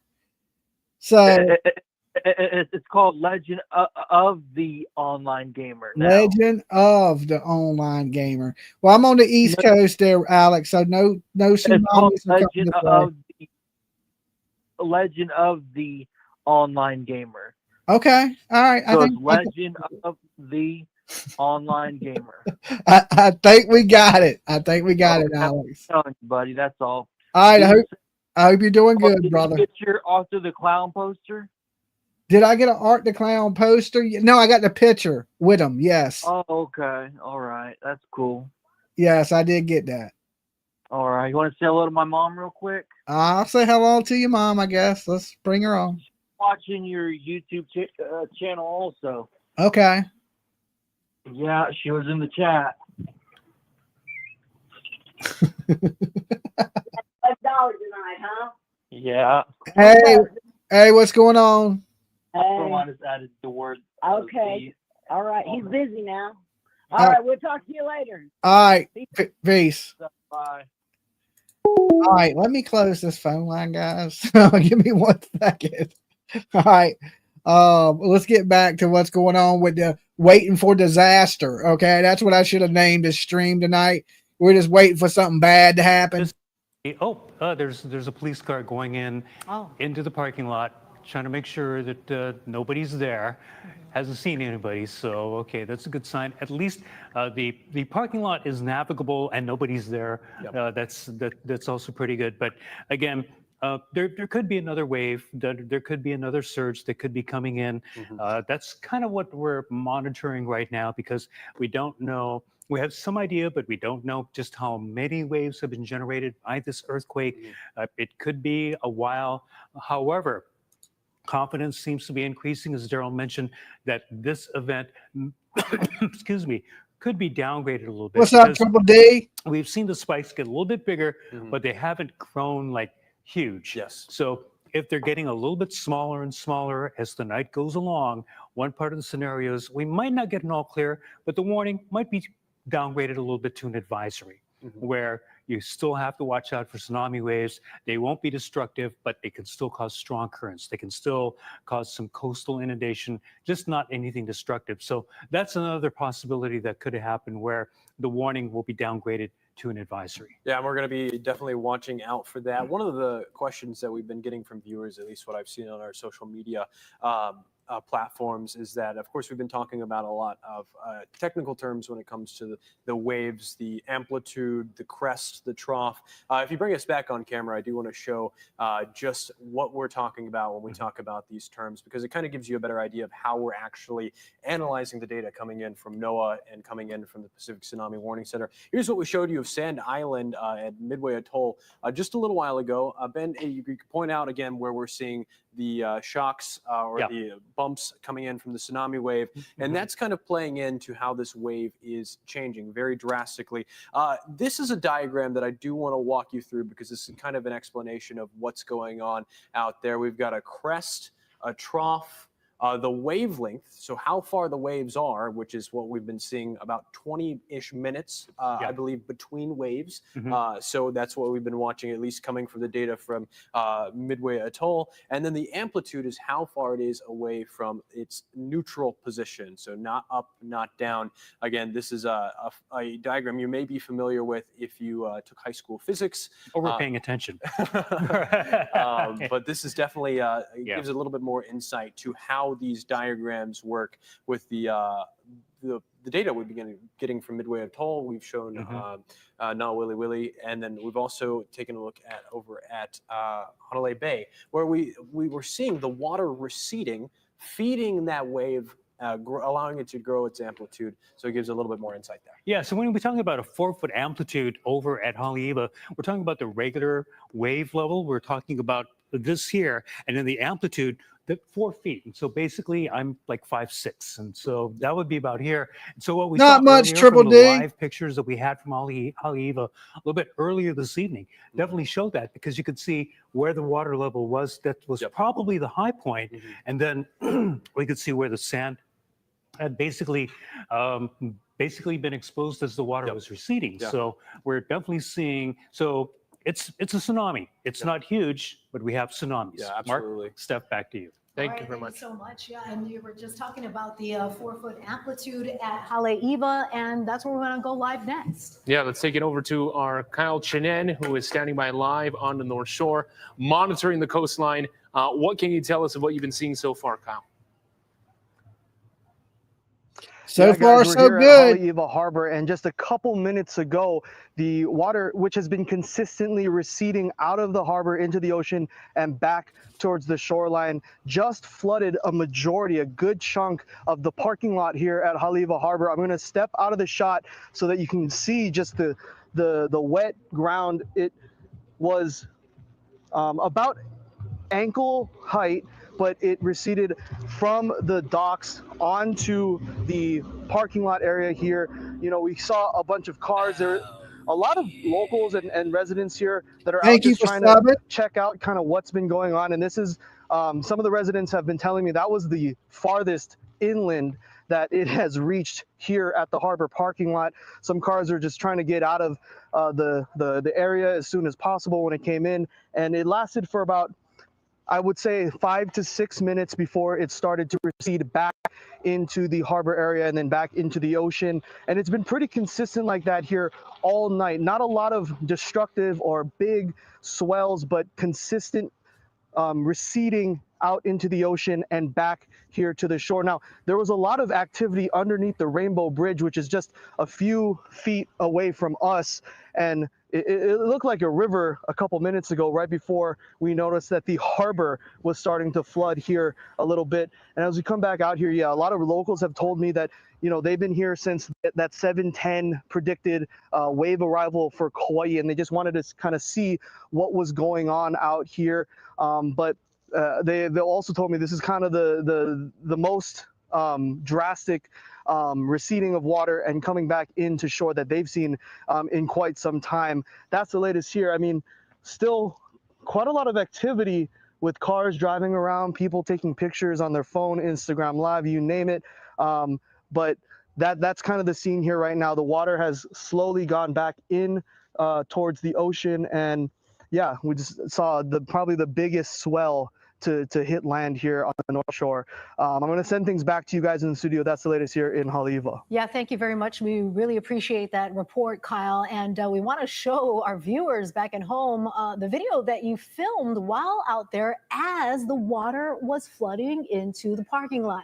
I think that's just a start. You can see, as Kyle described earlier, it was an ankle high, and then it didn't seem like it receded back for a while. It flooded the parking lot over at Haleiwa Harbor during the first arrival, estimated time of around 7:17 tonight for Oahu. Yeah, based on the initial measurements that have come out so far, Haleiwa Harbor seems to be one of the areas with the most quote unquote lively activity through this event so far. And so, yeah, you have the flooding video of the parking lot. We also saw a similar scene at Mauna Lua Bay out in East Honolulu, Hilo Bay. We've been going back and forth between the Coconut Island parking lot cam, the water going in and out there, and of course Hanalei Bay on Kauai, which was the initial site and the initial area of concern through all this. So all of these scenes that we are seeing here tonight and witnessing along with you at home, flooded parking lots due to this tsunami event, and the scientists at the Pacific Tsunami Warning Center are hoping that this activity will continue. Smaller waves, of course, they mentioned, you know, they can't predict the pattern. It could be smaller waves and then a bigger one, but that is why it's going to take some time for them to just observe and wait and watch before they make that final determination. I know we've been getting a lot of viewer emails and calls into the newsroom with a lot of folks wanting to know, okay, I listened, I heeded the warnings, I am now in a safe place. Can I go back now that this amount of time has passed? And the answer, unfortunately, is no. We do have to ride this out, and we do need to make sure that we are safe. Definitely safe from the officials at the Pacific Tsunami Warning Center. We need to wait for the official all clear before you head back. Yeah, there seems to be high confidence in what we've been seeing so far, and a trend toward positivity in terms of, okay, from what we've seen from the initial spikes that have unfolded, okay, it's looking like we're in a good spot. This is a normal pattern, nothing out of the ordinary, but of course the all clear has not been given, so it's not advisable to return to the low-lying areas just in case you have the risk of coastal flooding. That risk is always there. Ben Gutierrez and Drew Davis, you're always keeping track of the monitors here. Yeah, definitely. Folks, why do you think we saw more of a severe flooding event on the Haleiwa side versus on the East Oahu side? Well, part of it is, yeah, there's a little bit of, it's facing there, but at the same time, remember, just the way that Haleiwa Harbor is built, you've got a seawall there. You've got water that's going to be rushing through a very thin area. And so there's a possibility that more of that energy is going to start moving in through a very small area. Also, again, bathymetry, basically what's going on beneath the harbor. And so you've got, some deep areas over there so that boats can come in and out. But at the same time, those can cause currents that also could push some of that energy, the tsunami energy, farther up into the parking lot. And as Kyle was saying, it was only ankle deep, but unlike, again, the surf waves, they didn't come in and then recede.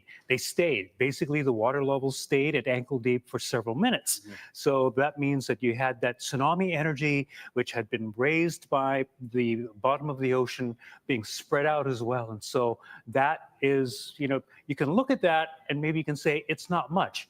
But remember, that came from thousands of miles away more than 6 hours ago. Yeah. That this is something that came from a long ways away, and it's here. This is what was caused by an earthquake off the Russian coast. And so it could have been worse. I mean, we're not completely out of the woods yet, but again, we are, seeing that tsunami energy, and just be glad that it hasn't been worse. And so for people who may be like armchair quarterbacks later on to say, well, it wasn't that big. Well, we don't really know until it actually gets here. And so it's better to err on the side of caution, because what if it had been a lot bigger, like we saw in 2011? I mean, that wasn't huge either, but it did cause a lot of damage.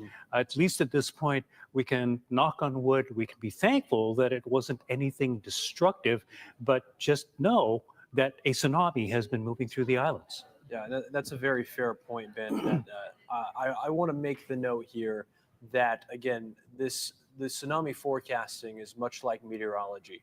It's a very young science, only within the addition of weather models, ocean models within the last 30 years, really, with the addition of high-tech computers that can really simulate the ocean to a degree that's actually usable for forecasting purposes. It's a very young science. It's it's not as clear-cut as something that, like, there's going to be, you can't pinpoint exactly California survives another day. All this afternoon we've been saying it's so far so good. The actual size of the waves, much like the weather models that simulate the atmosphere that we use every day here on the First Alert Weather Center.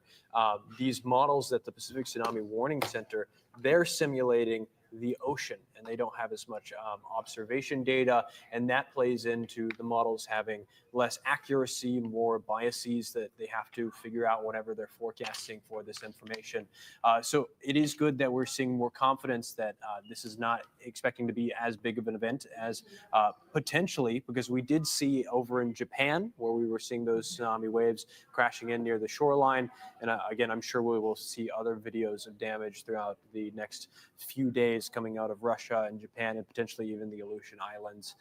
So again, this is a new science. It's the idea of simulating the entire ocean when we don't even know the exact idea of the tectonic plates, like how much mass moved there. And we were saying earlier today that that movement is an incredible amount of energy just released into the ocean. It's very hard to simulate that with very little observation data at the bottom of the ocean. Yeah, at this point, according to reports that we're getting from around the world and from the Associated Press, there have been tsunami waves in Japan.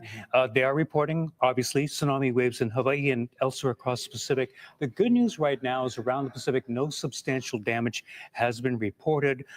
There were some ports on the Kamchatka Peninsula in Russia that were close to the epicenter of this 8.8 magnitude earthquake that were flooded.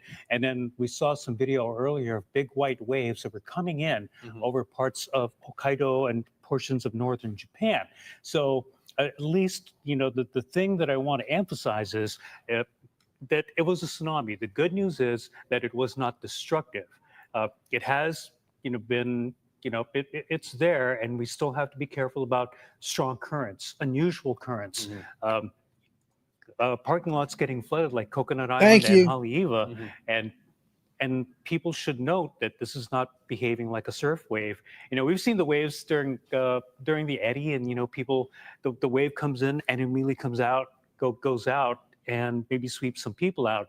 This one could have been, if you look back at the Indonesian earthquake and what happened there.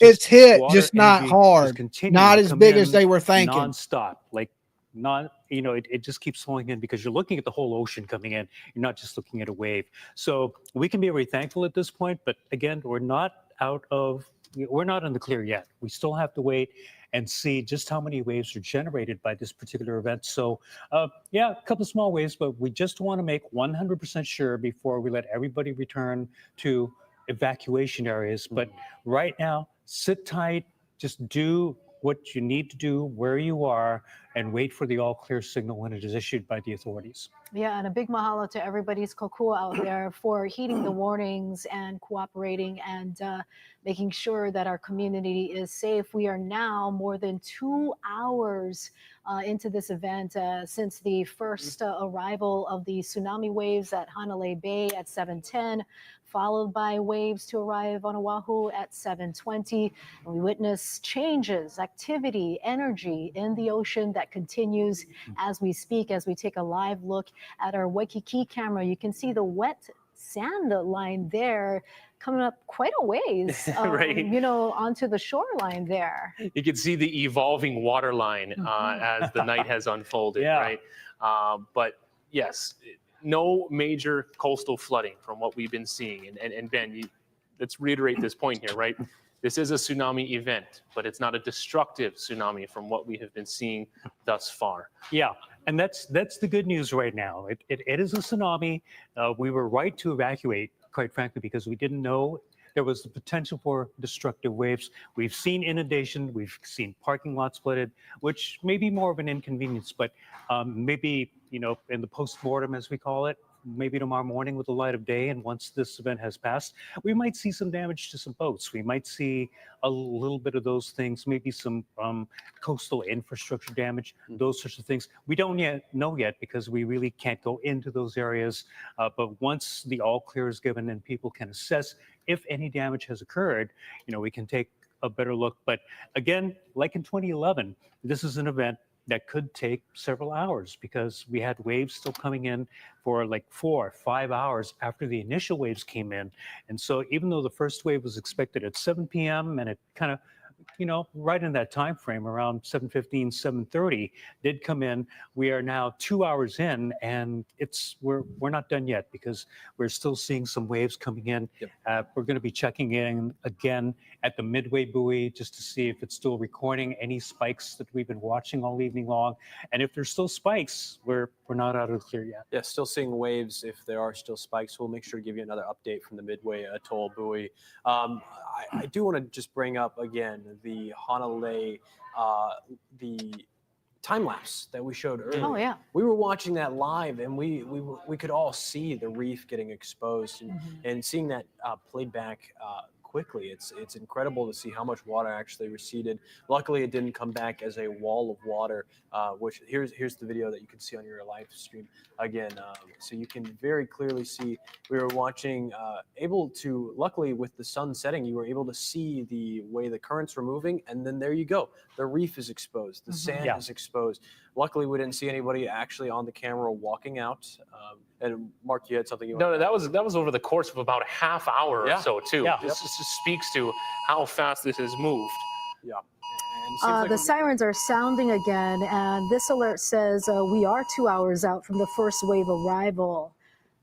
Those waves were estimated at 7:10. That may be an older update that is now playing on a device right now. Oh. Okay, it's funny how these mobile devices operate. So, not to stoke any fear here, It's sounding again. there is no new siren. Steph, you have your own personal. Yeah, I think you have your Apple Watches. Apple Watch going on. I hear it out there with the as well. alerts from today. It's catching up. Yeah.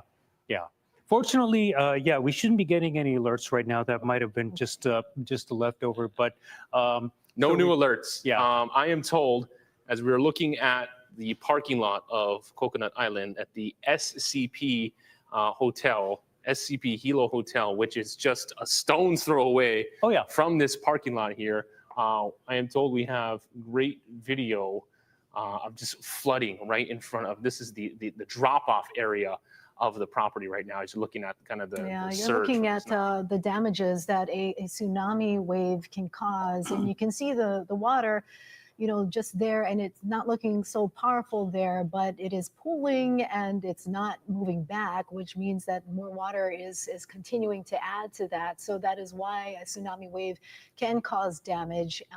It may come in slow. Is that the one that was the Hilo seaside? Yeah, that's the one that's right in front of the ice pond in Hilo. Yeah, it's right in front of the ice pond. So the ice pond is over there. That's the restaurant that's in the frame right now. Yep. And if you've ever been inside that restaurant, they do have a line painted on the wall which shows the height of the swell of the 1960 tsunami. So a little bit of history there, but obviously now that we're getting these pictures from HHH News, we can see ice ponds. That's the area that's usually, there's a road in front of there. That again, that's the drop-off area. That's where people can drive in and go into the lobby. ain't So that's a driving view into from that. the lobby. So Hilo, well, there you go. The former We're Hilo talking about the Seaside Hotel. 1960 earthquake, the one generated by the earthquake in Chile. Chile, yeah. Okay, yeah, that one apparently generated a 35-foot wave. Wow. Yeah, so they do have marks on the wall in that restaurant there. Fortunately, I don't think they really have to put a mark on the wall, although maybe it did get into the restaurant. But obviously, just that surge that has been coming in just off the ice ponds with the restaurant. I don't know what's there, happening. and just making it almost up the stairs into the lobby. So that is definitely a sign that, yes, there was a tsunami surge that came in and inundated at least the parking lot and also the roads up near Banyan Drive. So probably that area got quite a bit of water activity, got quite a bit of flooding in that area. And like Chief Meteorologist Jennifer Robbins said earlier this evening, she was talking about Hilo really is the hot spot for tsunami flooding. It's the way that the bay is shaped. You get the wraparound, especially when you have the like in 2011, the wrap around the island from the tsunami generated from Japan out to its west, while Hilo's on the east side of the island. You're still seeing, just because of the shape of the bay and the seafloor topography, it just lifts this water up. And just a fun anecdote, this is the hotel that I stayed at in last August when we were covering Hurricane Hone over here. And the water, the flooding, was nowhere near the stairs of the SCP Hotel. Of course, this is right by the bay, so you're just seeing a little bit of a lift. But even with all the heavy rain and the flooding in the bay, and the flooding and the soccer fields right in Hilo Bay, Right, I remember that. I didn't see any water levels like this. And so once again, this is video from our Kyle Chinen out on Oahu's north shore of the flooding that just took over completely took over the parking lot at Haleiwa Harbor just as those first waves were coming in at 7:17 tonight. He described that as being ankle high, and some boaters eventually came down to see if their property was so okay, but you can see for the most part it seems a little empty out there. So thus far, the images that have surfaced to describe and really emphasize what we're seeing with this tsunami event, the flooded parking lots, the rising waters at Haleiwa, Mauna Lua Bay out in East Honolulu, and the SCP Hilo Hotel. As we're kind of just cycling through the cameras statewide. This is the aerial shot of Waikiki. No new activity in terms of the wet sand on the shoreline there. You know, with this lighting that we have, you're able to really see how things have progressed over the night. Our First Alert Chief Meteorologist Jennifer Robbins has joined us now with an update on some new data, Jen. And as the night progresses and as daybreak comes our way for tomorrow, I'm sure we'll see more activity, especially along some of those harbors. But let's take a closer look at the tsunami wave readings. So far, we've been in good shape, but Haleiwa, Kahului, and also Hilo seen the most action. This is how it breaks down for you. Readings at 4 feet was the latest information with those initial cycles. And we saw that on Maui as well. Makapu'u, not as big at 2.3 feet. And then likely we didn't get a reading quite yet in Hilo, but falling anywhere from 4 to 5 feet, according to some of the history that we've seen of how much significant flooding has been occurring. We just saw all of that video that came through, significant flooding there with lots of energy. In Haleiwa, parking lots have been flooded, some of the adjacent parks as well. Minor flooding and run up that we've been seeing on Maui. Makapu'u, no major damage, luckily. And past most affected areas have been in Hilo, as we've been talking about the hot spot for tsunamis due to the bay shape. And it was hit hardest in 1946, 1960, and 2011. And we are going to be seeing some minor flooding into the night as this continues. We're hoping that it's peaked at these levels, but we could have a spike here and there. And that's why we're waiting for the next couple of hours to see how the ocean behaves and how it settles down. But it looks like these initial cycles, we have been seeing action up to about 4 feet or so.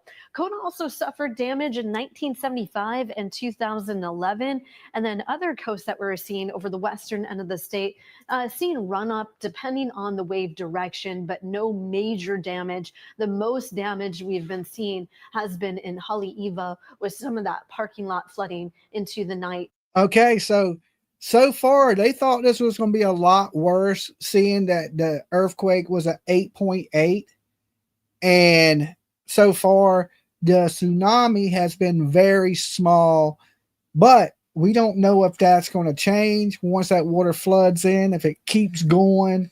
You know, like I said, it don't take much for complete devastation, especially of Hawaii. But so far, so good. All right, but we're going to continue to watch just in case anything changes, you know. So Mother Nature don't play, does not play. Tsunami energy, we're talking about the big quake just off the coast of Russia.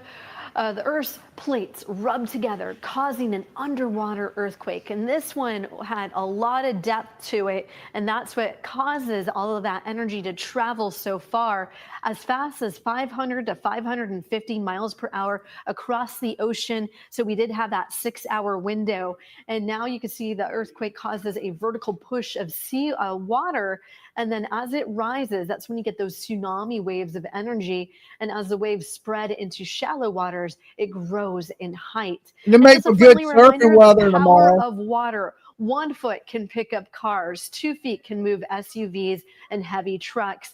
And areas of concern are also by rivers, and we've been talking about that as well. So you got to be careful out there. So we're not out of the woods yet, but so far so good when it looks like some of that minor flooding that has occurred. But you can see historically, we have been seeing a number of tsunamis here in Hawaii, up to about 160. And you can see the biggest one that occurred with the most damage and devastation occurred in 1960 with magnitude 9.5. It arrived 15 hours and brought up to 35-foot waves. Incredible to see the strength and how far this wave action could travel. So keep it tuned here. Your First Alert team will be watching the buoy readings very carefully into the night.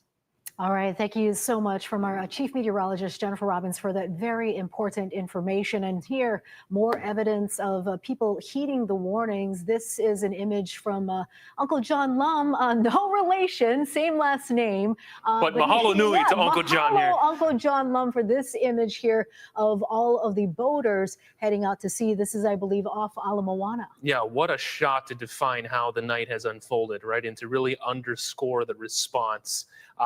When the warning came in just before 3 o'clock this afternoon, there was a lot of attention paid to the harbors and port areas across the state as boaters who have vessels and they're moored in different areas were told to take their vessel out into the open ocean. You don't want to keep it tied down in the harbor or in the port areas because that could cause a lot of damage, can be a really huge mess. So head out into the open ocean. That is the best area to wait out a tsunami event. Yeah, I was going to say, I mean, we saw them leave in force from Honolulu Harbor earlier today as well. A lot of fishing boats and the Coast Guard leading the way. For many of them, this is maybe the second time that they've been through this. I mean, as recently as 2011, we saw a lot of them also leaving the harbors, and we saw what happened to a lot of the boats that unfortunately could not get out in time. And even though some people did tie them up and prepare them, just the power of those tsunami waves back in 2011 heavily damaged a lot of boats. So you can see, this is great to see all of these boaters leaving in force, heeding the warnings. Ben and Drew? Yeah, we wanted to talk a little bit more about the, we've been talking a little bit about the bathymetry and basically how the tsunami waves work, because a little bit way earlier in the evening when the warning was first issued, some people had the question about, well, for example, the Haleiwa side get some waves and am I safer on the East Honolulu side? Obviously not, because of that wave will wrap around the islands. Once again, when we talk about the amplitude and also about the wave heights, when we talk about 4 feet at Haleiwa, that means 4 feet above the normal height of the ocean. As we look at Haleiwa, we're going to be zooming in a little bit more. Yeah, actually, yeah, you get a good sense of like Haleiwa Harbor right by 83 here. You can see the two seawalls and then how it kind of comes in. And so the parking lot where Kyle is, right around, it might be this one, but yeah, oh no, it actually was this one because this is the Rainbow Bridge right there. And so you can definitely see, even though in our graphic the waves are coming in the wrong way, basically crazy. You've got a little area there where you're going to have water that's going to be smushed up against the land.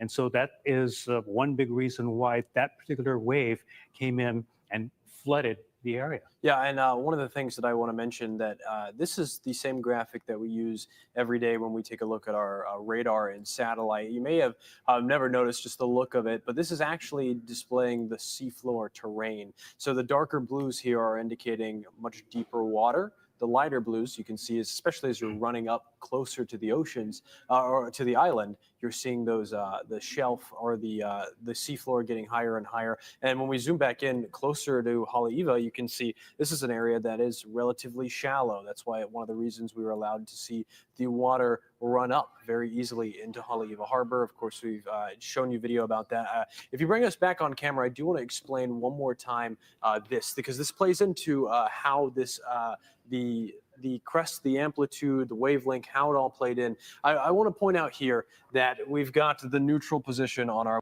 I mean, you said 100 miles out, you're safe, but they have those rogue waves. Like, I don't know if y'all watch stuff on the Bermuda Triangle and the magnetic fields, but sometimes they believe a lot of them ships that vanished were because of tsunami type waves, that there'd be a 30-foot wave out in the middle of the ocean or a 50-foot wave, and it would take out one of these boats.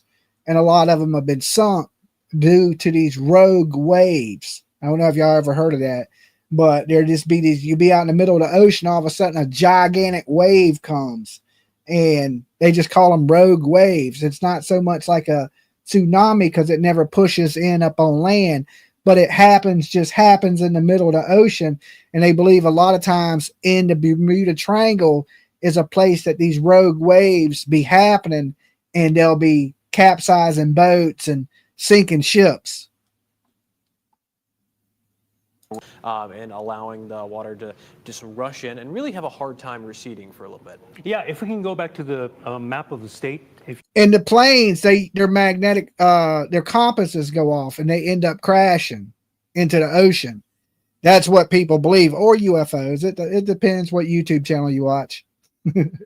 A few windward and Mauka showers, but you can see that Hilo is more on the sheltered side, and you would think, okay, the tsunami is coming from Russia, it's coming from the northwest, but Hilo still got quite a bit of that energy from the tsunami. Also, as we head into this part, I think Laupahoehoe, that area was destroyed by tsunami back in 1946 and overrun. And then when you look at Hilo, we'll zoom in a little bit closer to Hilo there. You've got a breakwater there, and then yeah, we also have some shallower water that is in that area. And so when you're looking at the SCP hotel, no surprise that it's getting quite a bit of water, because that area is going to have a lot of swell energy, a lot of ocean water that's funneled over into it. Mark, Steph, back over to you. Thank you so much, guys. I know that they were talking about the flooding at Coconut Island in Hilo, and we did see a lot of flooded parking lots there, including into the hotel that was nearby. In fact, we have Hawaii County Mayor Kimo Alameda standing by live, joining us right now tonight. And sir, if you could tell us, we are now more than 2 hours into this event. What can you tell us so far in terms of any damage or observations that you've noticed since then? Thank you. Yes, we are here at EOC, and we did get the Haima update, and we do have some flooding. We've been getting video and reports in from our lower line areas. We recognize that the 9 feet that Haima mentioned, for Hilo is somewhat significant. So we are just standing by to see, hopefully that, what we're hearing is we need to see about 3 or 4 insignificant waves to be all in the clear. And that's not going to happen for another hour. So we are just on standby right now. Any road closures in the area? Obviously, people should not be on the roads. But what are you receiving in terms of reports of any road impacts and kind of just infrastructure updates there? Absolutely. I mean, all roads that needed to be closed were closed after the evacuation, and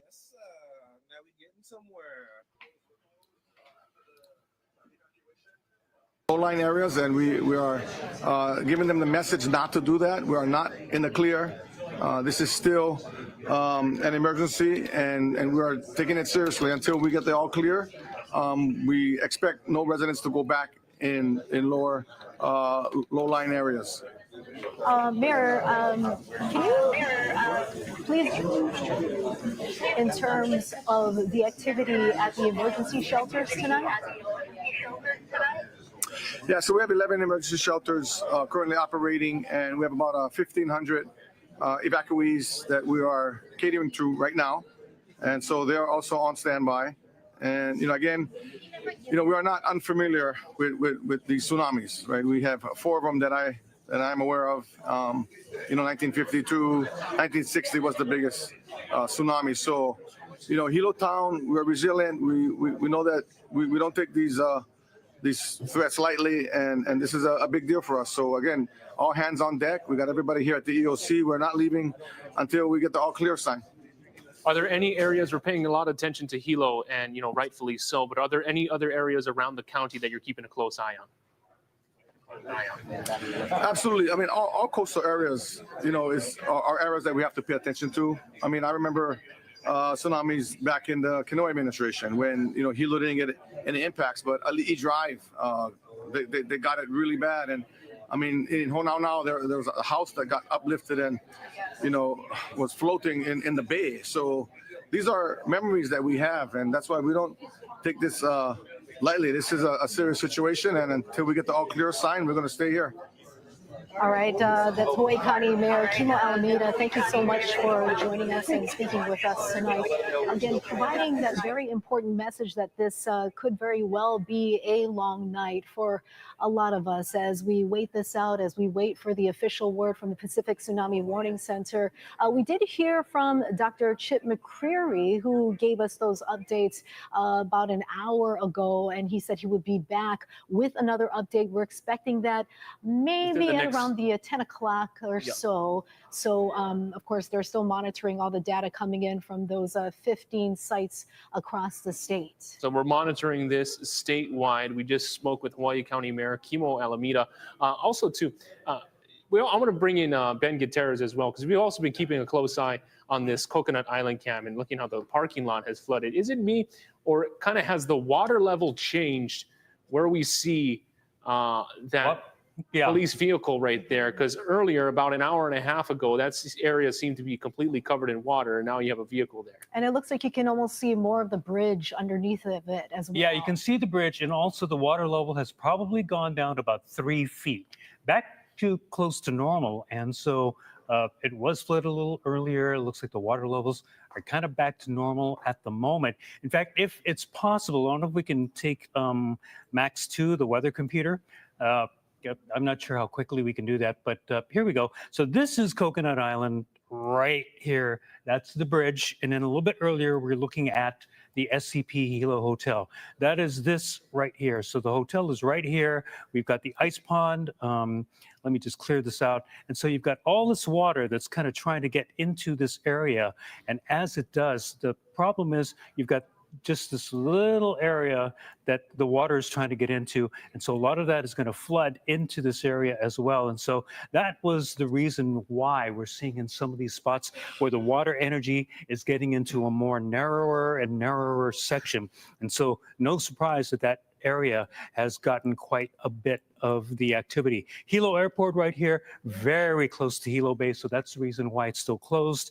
Kuhio Street, Keaukaha, this airport was closed because this whole neighborhood here had to get evacuated, and so you basically don't want to have this area, you know, or basically be in this area. Wow, they evacuated that whole area. Even though it looks like we, again, did not have a whole lot happening in this area, it's good to know that we did the right thing, because when you're seeing the flooding that's going on, both here at the SCP Hotel and the ice ponds, and also here with the parking lot for Coconut Island, and we can, you know, with our maps now, we can get this is about as close as we can get, but it's pretty darn close. Yeah, we are definitely seeing the impacts in Hilo and in Hawaii County. But what about what's happening here on Oahu?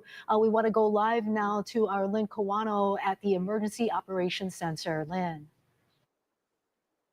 Yeah, Stephanie, you know, the mayor is still here, as well as first responders in the Emergency Operations Center at the Fosse building. I thought They the don't mayor have left. any more media briefings planned. They are waiting for the state to give the all clear, which is anticipated in the next hour or two. So they all stay here. They are monitoring things. We did see some high water events out in Haleiwa and on the North Shore. But other than that, things seem to be quieting down a bit here in Honolulu, so they are waiting to see if we get the all clear.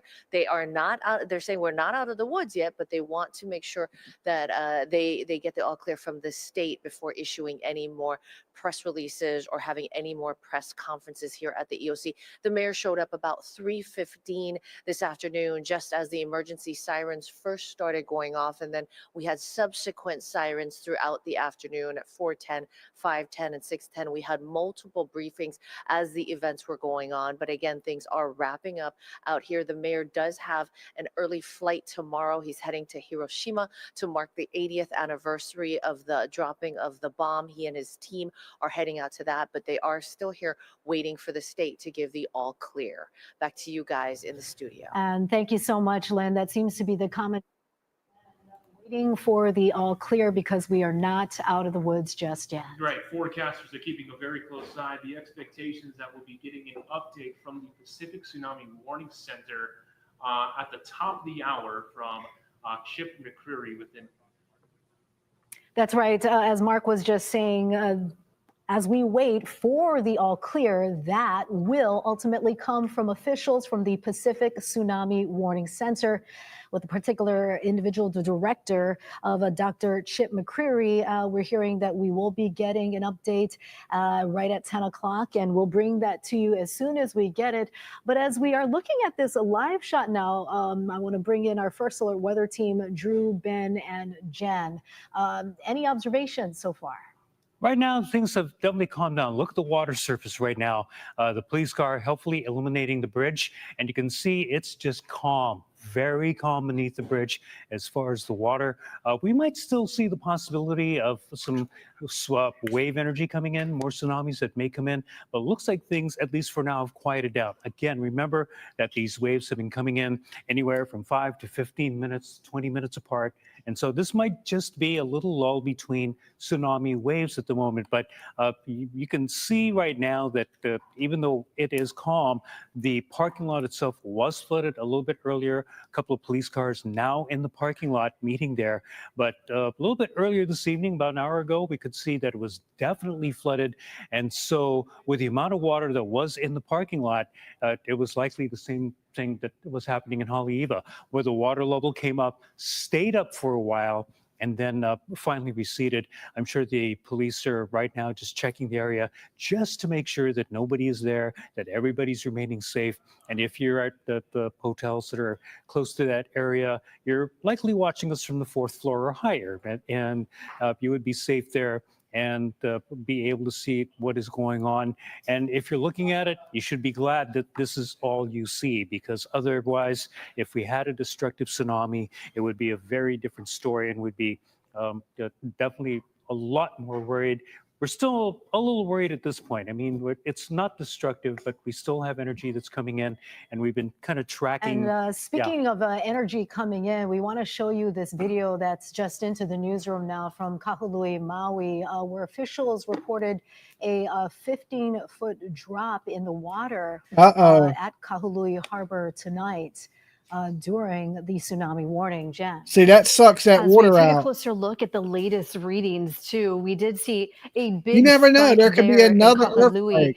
It initially came in with those initial cycles at about 4 feet, but then the latest reading now is at 5.7 feet. So bringing coastal flooding.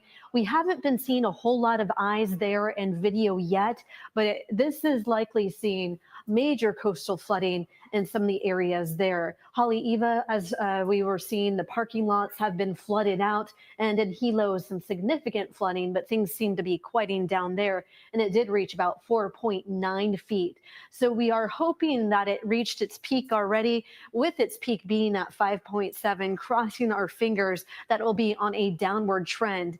And we're measuring these in amplitude, and you could actually see the amplitude is measured relative to the normal sea level. So we're seeing about 4 to about nearly 6 feet when it comes to that amplitude. So still under the tsunami warning. We will have to wait and see what the next couple of cycles do. And hopefully in the next several hours, we won't see any more of those peaks that jump up like in Kahului from 4 feet to 5.7. And that will be more on a downward trend. Now to Kahului and the incident that happened there. Once again, officials saying an approximately 15-foot water drop at Kahului Harbor tonight.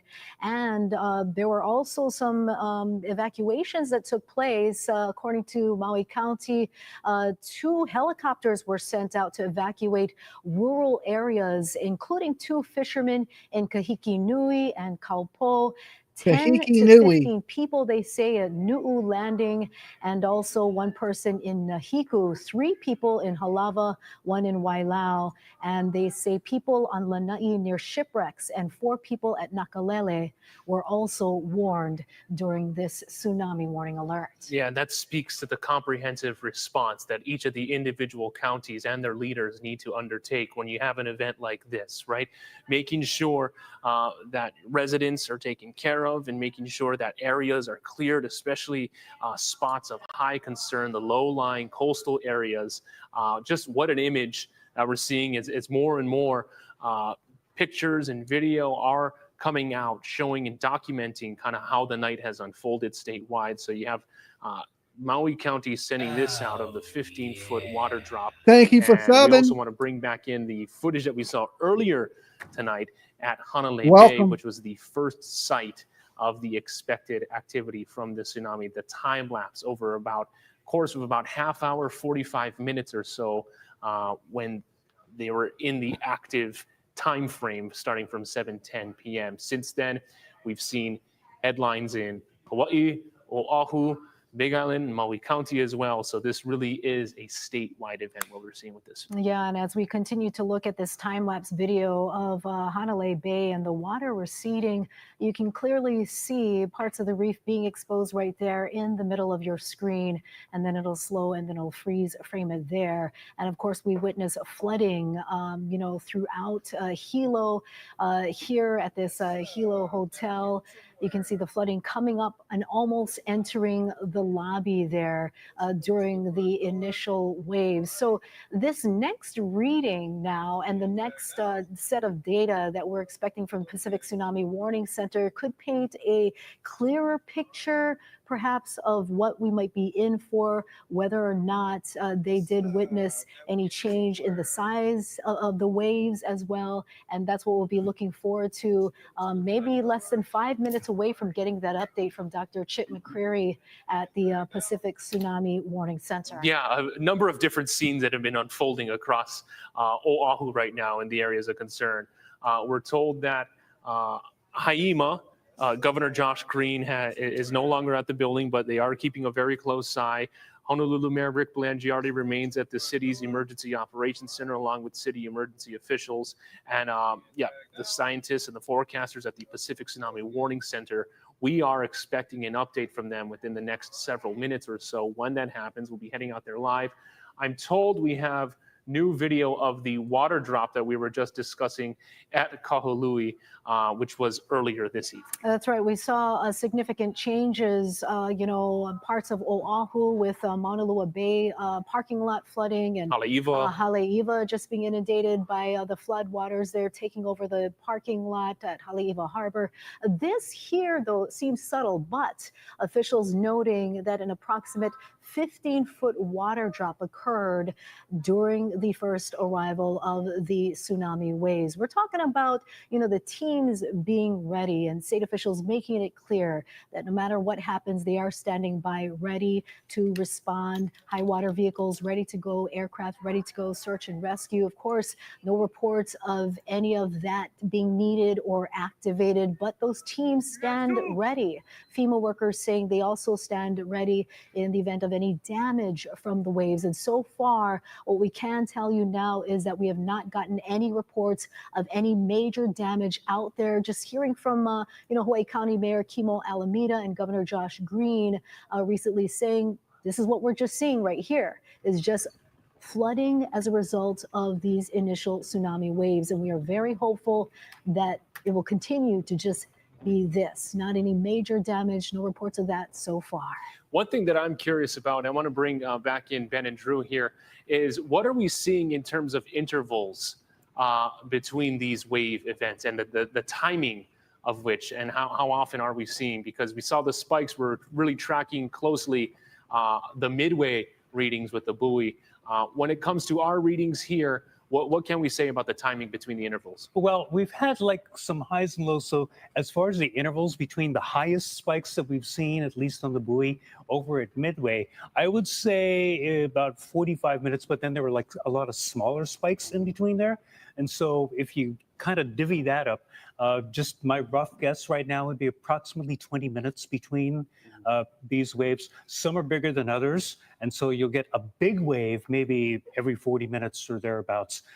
And we've seen a couple of those spikes. We saw 5. The first one was kind of big, and then the next 3 spikes are smaller.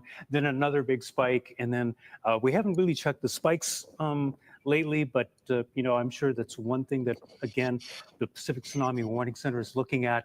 And just judging from what we've seen so far, We're seeing the flooding. We've seen it in Hilo. We've seen it at Coconut Island. We've seen it at Haleiwa Harbor.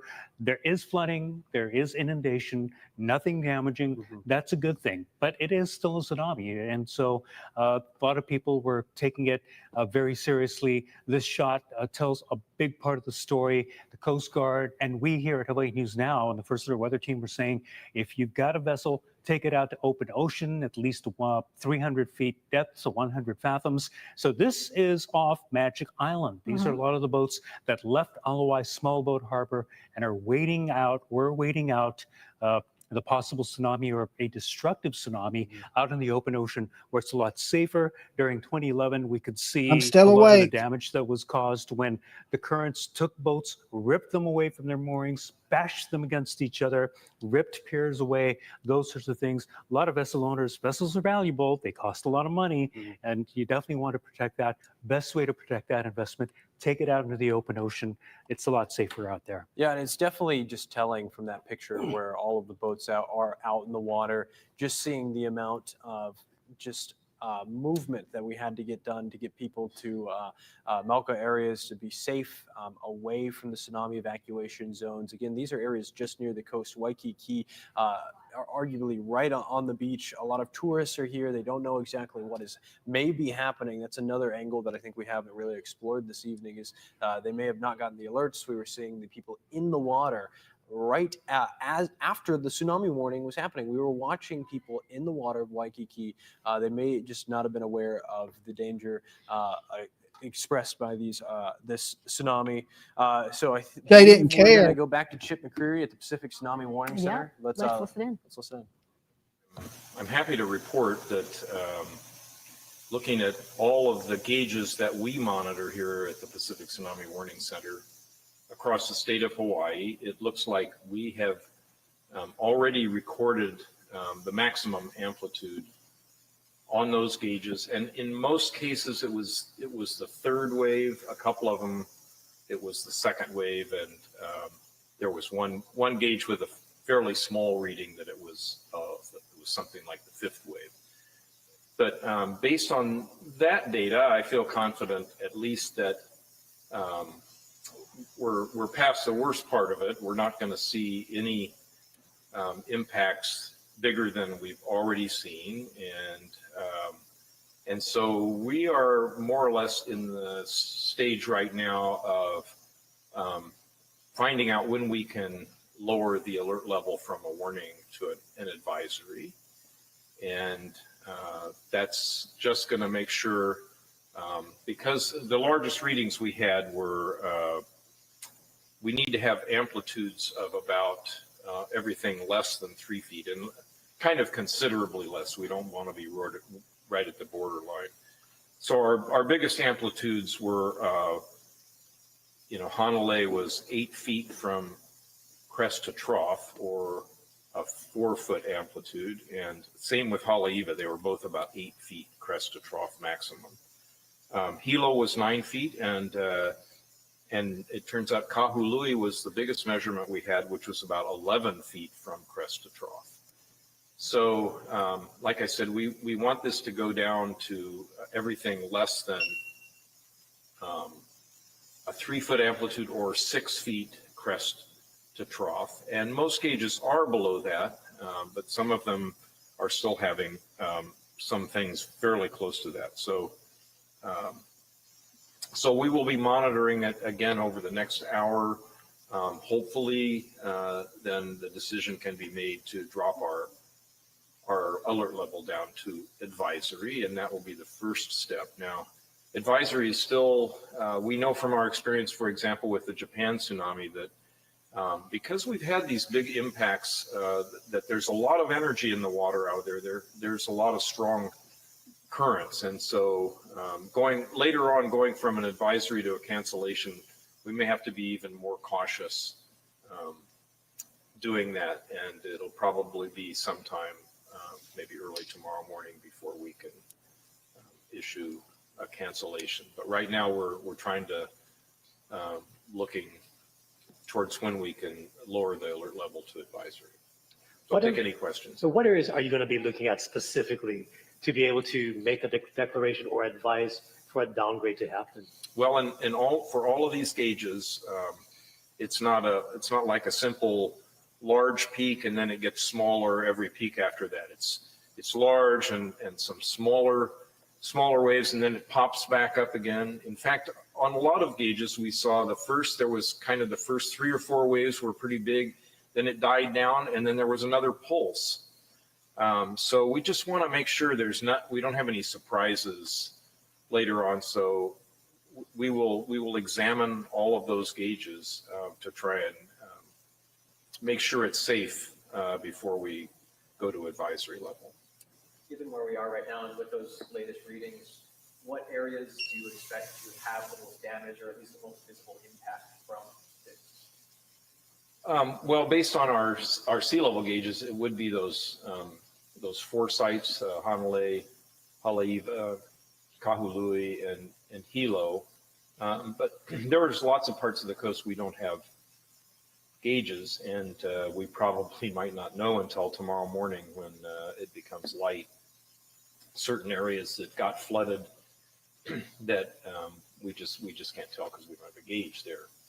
So, but certainly the places in the past that have gotten flooded that I named, those will be the places certainly that we'll look. And I think there was some footage of some flooding in Hilo. Thank you for subbing up. That was good to see you. That's not from our sources. If you're out there watching and you haven't subbed, go ahead, sub up the channel, guys. Well, the watch really is a heads up to everybody. It's a heads up to the public. It's a heads up to the emergency management and responding officials that something has happened that could result in an advisory or warning and for a tsunami, and that we haven't evaluated the situation yet. We're still collecting data to try and make that evaluation. So when we don't have enough data yet to call a warning or an advisory, but we know there was a big earthquake, which was the case today, then we'll issue the watch so that everyone can start getting prepared. When the public hears a watch, they really should find out where they are or where they're going to be in the next few hours. And the watch will include an estimated arrival time for the state. So they can go, oh, I was going to go to the beach this afternoon, but maybe I won't now because I don't know what's going to happen. That's kind of the reasoning behind a watch. If you were to give a timeline, though, is that safe to say perhaps in the next few hours, maybe in the next 12 hours, when you're able to perhaps declare a downgrade and perhaps give it an advisory? Is it safe to give a timeline? I would hope we could go to an advisory within the next couple of hours. /chat. Thank you, Diamonds. That's awesome of you. Thank you for the donation. What's your advice to them now at this hour? Okay, we got some buffering.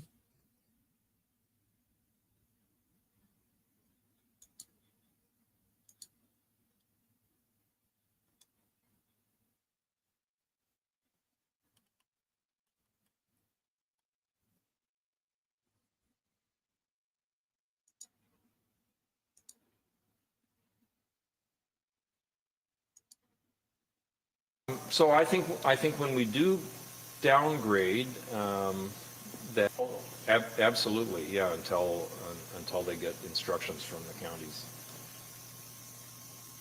Anything took you by surprise from this event?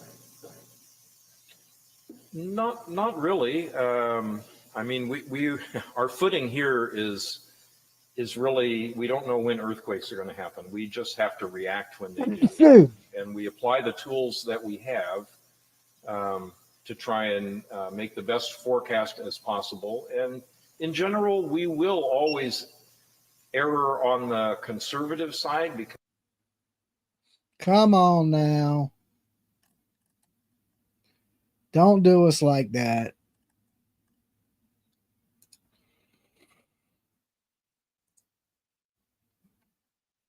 To monitor all of that, saying it's always hot on the summer along the East Coast, but by standards, even in Florida, it is Steve. Okay, we just lost that. We just lost that feed.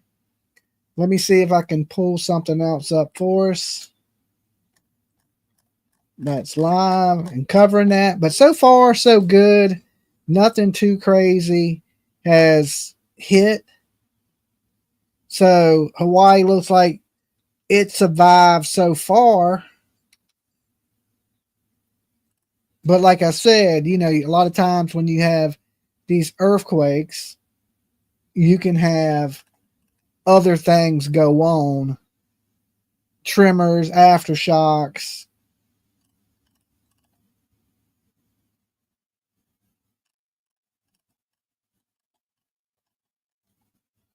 So we won't be able to see more probably until the morning. And if anything else happens, we'll have that for you in the morning. I'm going to be up for a little while. I slept in today, so I'm up. You lived in Honolulu before? So thank you to everybody who has subbed up tonight, liked the video, rang the bell, and become a subscriber. I will give an update around 6 a.m. I'm working on a new layout for my page, because I do the true crime. This is kind of my true crime layout. I'm trying to do one for my news, like when I bring you guys news. So instead of saying true crime like it does here, it'll say Dolly Vision News, and it'll be a little more news oriented. Okay. Thank you for keeping us informed, Dolly. No problem. But everything so far is good, right? So I'm going to be doing some stuff in my studio. So this will give me a little time to add I got another studio light that I'm putting up because I got a pretty bad shadow on the screen. You know what I'm saying? And I got to dig my other studio light out, and I'm going to hook up some lights in front of me. I used to have them, but they kind of bothered me. But it looks like I need to add them back so there's not so much shadow. Thank you for sharing your time with us, Dolly. No problem, guys. And like I said, I'll be back in the morning with what's going on with an update on this. So make sure y'all tune back in around, I don't know, let's just say around 6:30-ish. It should give me time to finish my new layout and add my graphics and all that good stuff. So make sure y'all tune in the morning because I'm gonna be up. I gotta go get me some milk so I can eat some cereal. But other than that, I'll be here with you guys. All right. See you soon. Peace.